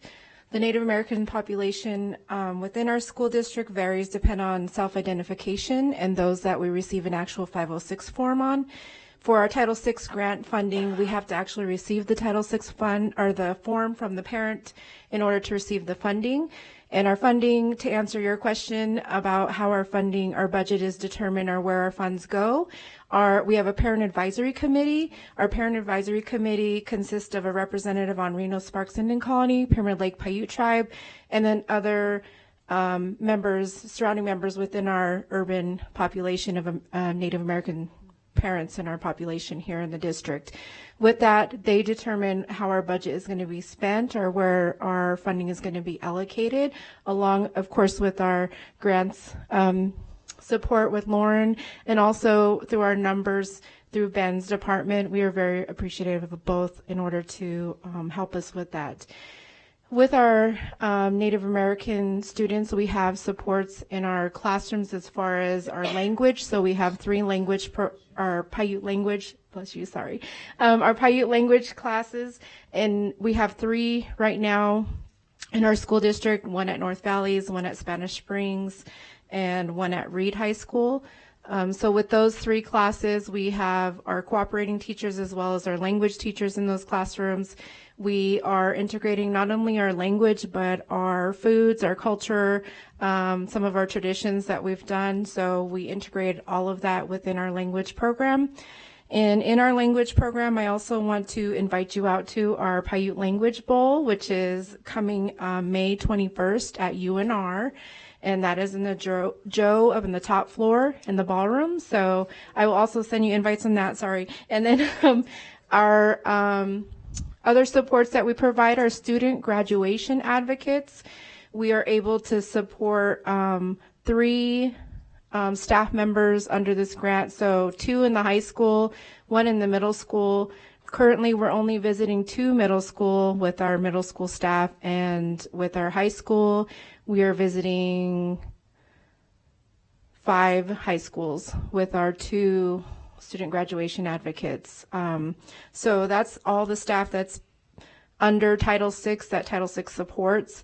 We also have different initiatives within the community as far as collaborating with different community events, Reno Sparks Indian Colony and Pyramid Lake Paiute Tribe. So the meet and greets, back to school, providing backpacks to our students, engaging with the community as far as other events that they host. We try to collaborate with what's going on within the community. Thank you, Fawn. Now we're finished with our presentation, and I just wanted to point out that these are all students that are in our CTE programs. And if you have any questions, we're happy to answer them.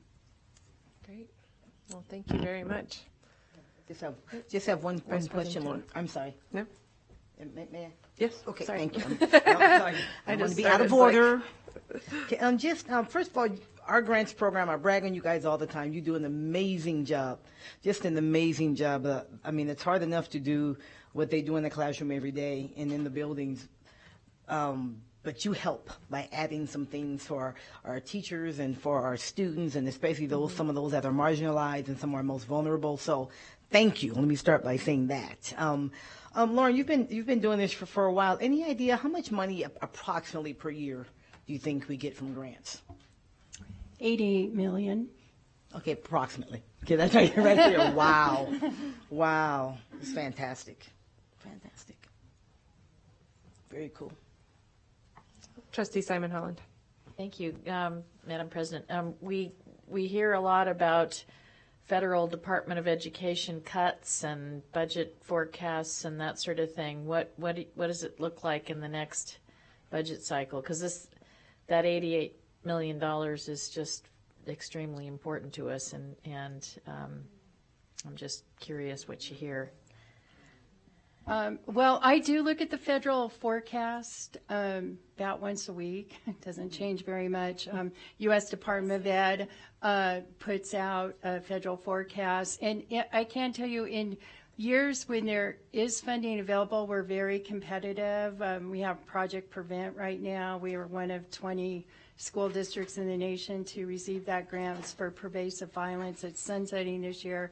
But, you know, we've had the Teacher Incentive Fund. We've had high school graduation initiatives. But you're not really seeing those type of funding opportunities right now. And the funding opportunities that we do see, the award level is very small, like 3 to 5 awarded nationally. We usually, our threshold is around 20. If we see a competition for 20, we can apply and be very competitive. But below that, it is difficult. Just thank you for the great work. As Vice President Taylor said, you guys work tirelessly to bring that stuff to our district. And I know all of us hear from teachers and administrative staff in the schools how critically important every single dollar of that money is. So just on behalf of the students and the families, we're just so grateful. And I know I believe it's going to get harder. And I just, you know, I thank you for the quality of the work that you do. Yes, thank you. Well, I liked, Rochelle, your description of the braiding that happens, but I imagine on the back end it looks a lot messier than a pretty braid. I mean, I know it's all working, but the puzzle that must go into making this all work for all of our schools, I can't imagine the amount of work that goes into piecing this all together to keep us whole every school year. I noticed in the report that the funding decreased by, I think it's 6.5% from 19 to 20, and it looks like most of that was in the Title I. I don't know if it's a big A on here, but so was that because of the just the state component, or did we receive less and then somebody else received more? Well, yes and no. Okay. So because if someone's receiving less, someone's usually always receiving more. Mm-hmm. But it goes by the census data again. Okay. So we've actually our census data has actually been going down the last 3 or 4 years, and we've been reduced in the Title I part, big A, the last 3 or 4 years, and we're expecting to be reduced again next year. That's why it's really important with the Census 2020, hoping, I don't know why our census is going down with these little mini census, but we're hoping that with this full census that we'll get back up. Hopefully, right? That we right-sized, right? Well, interesting.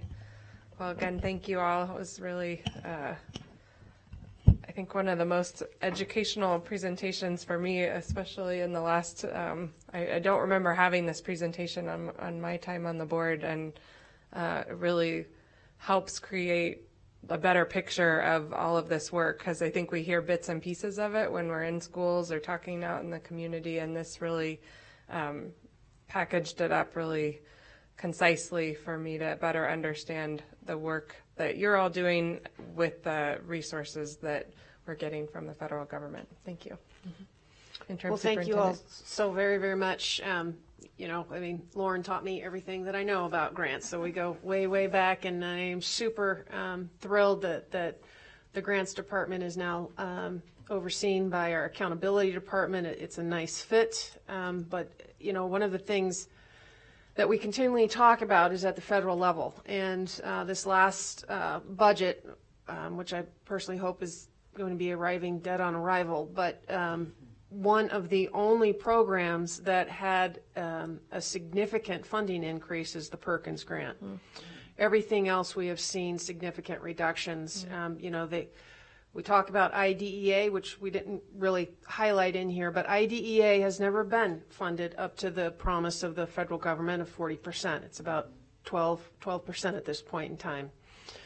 So we have some significant challenges. McKinney-Vento, that's a competitive grant, and I have to say, Washoe County has always placed very, very high within the competitive grant for McKinney-Vento and our children in transition. So I just want to say kudos to the entire team. You guys absolutely rock it all the time, so thank you.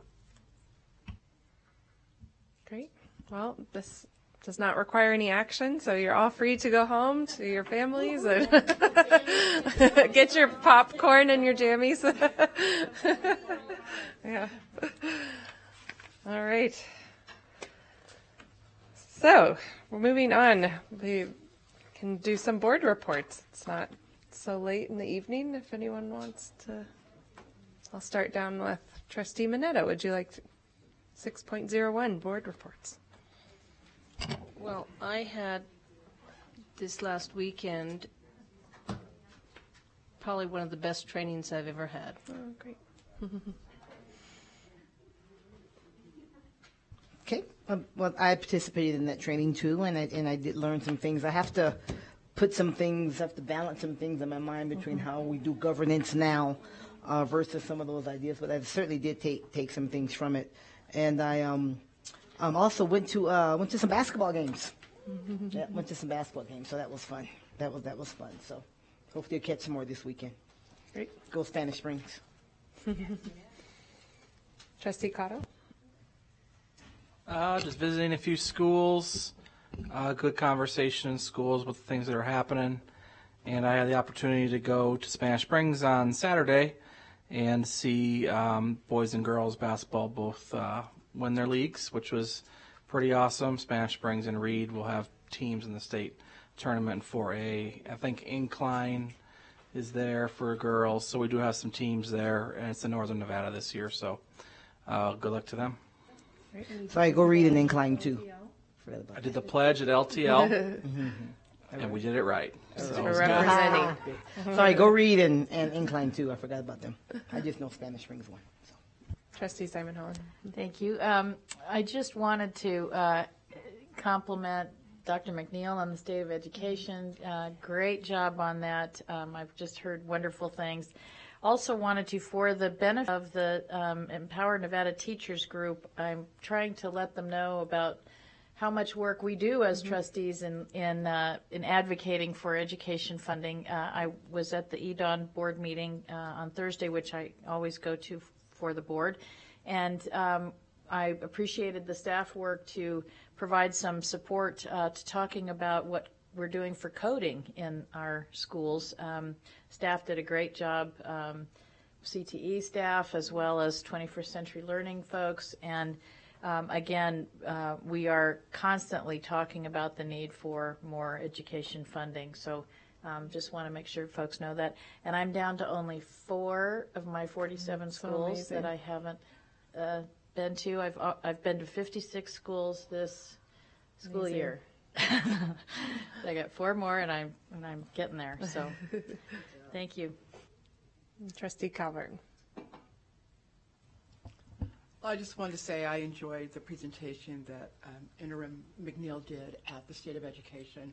There are a lot of things that I learned and took away from that, as well as the weekend. The first day was a little overwhelming, but the second day it all kind of like began to fit, and you had it, for me, it was a better understanding of why we're there. So I just wanted to say thank you for that, because that was very, very educational and gave me a better understanding as moving forward how to be a better trustee as well. Great. Well, I'll go last. I can't believe that State of Education was just last week. It feels like it was a lot longer ago. That was amazing. Another highlight last week was the Marcy Hers, wasn't a topping off, but a drywall signing, I guess. But yeah, it's just the most incredible site, and the work that they've done on that grading and getting the wall built up. I mean, I think when you hear about it in the presentation and they say, oh, that's going to be a heavy lift, the grading on that site, and then you go there and you see the wall they've built, it really puts it in perspective. But I really can't wait to go back in August for the ribbon cutting and tour the site. I just think it's going to be an incredible new school for us. So, all right. 6.02, the interim superintendent's report. Well, thank you all. I truly appreciate the support for the trustees for coming to the State of Ed, but I will tell you that was an absolute team effort, and I've said it before, it's not about one person.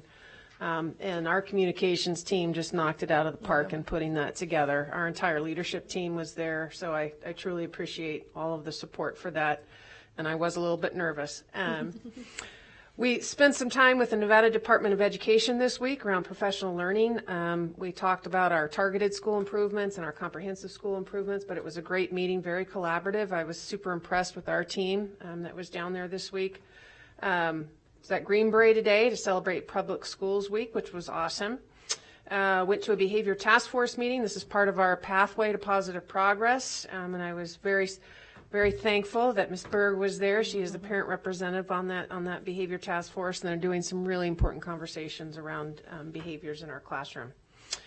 And let's see what else. Had a great conversation with Renown and NV Energy around traffic safety, and so we're putting some more plans in place for that to get the word out.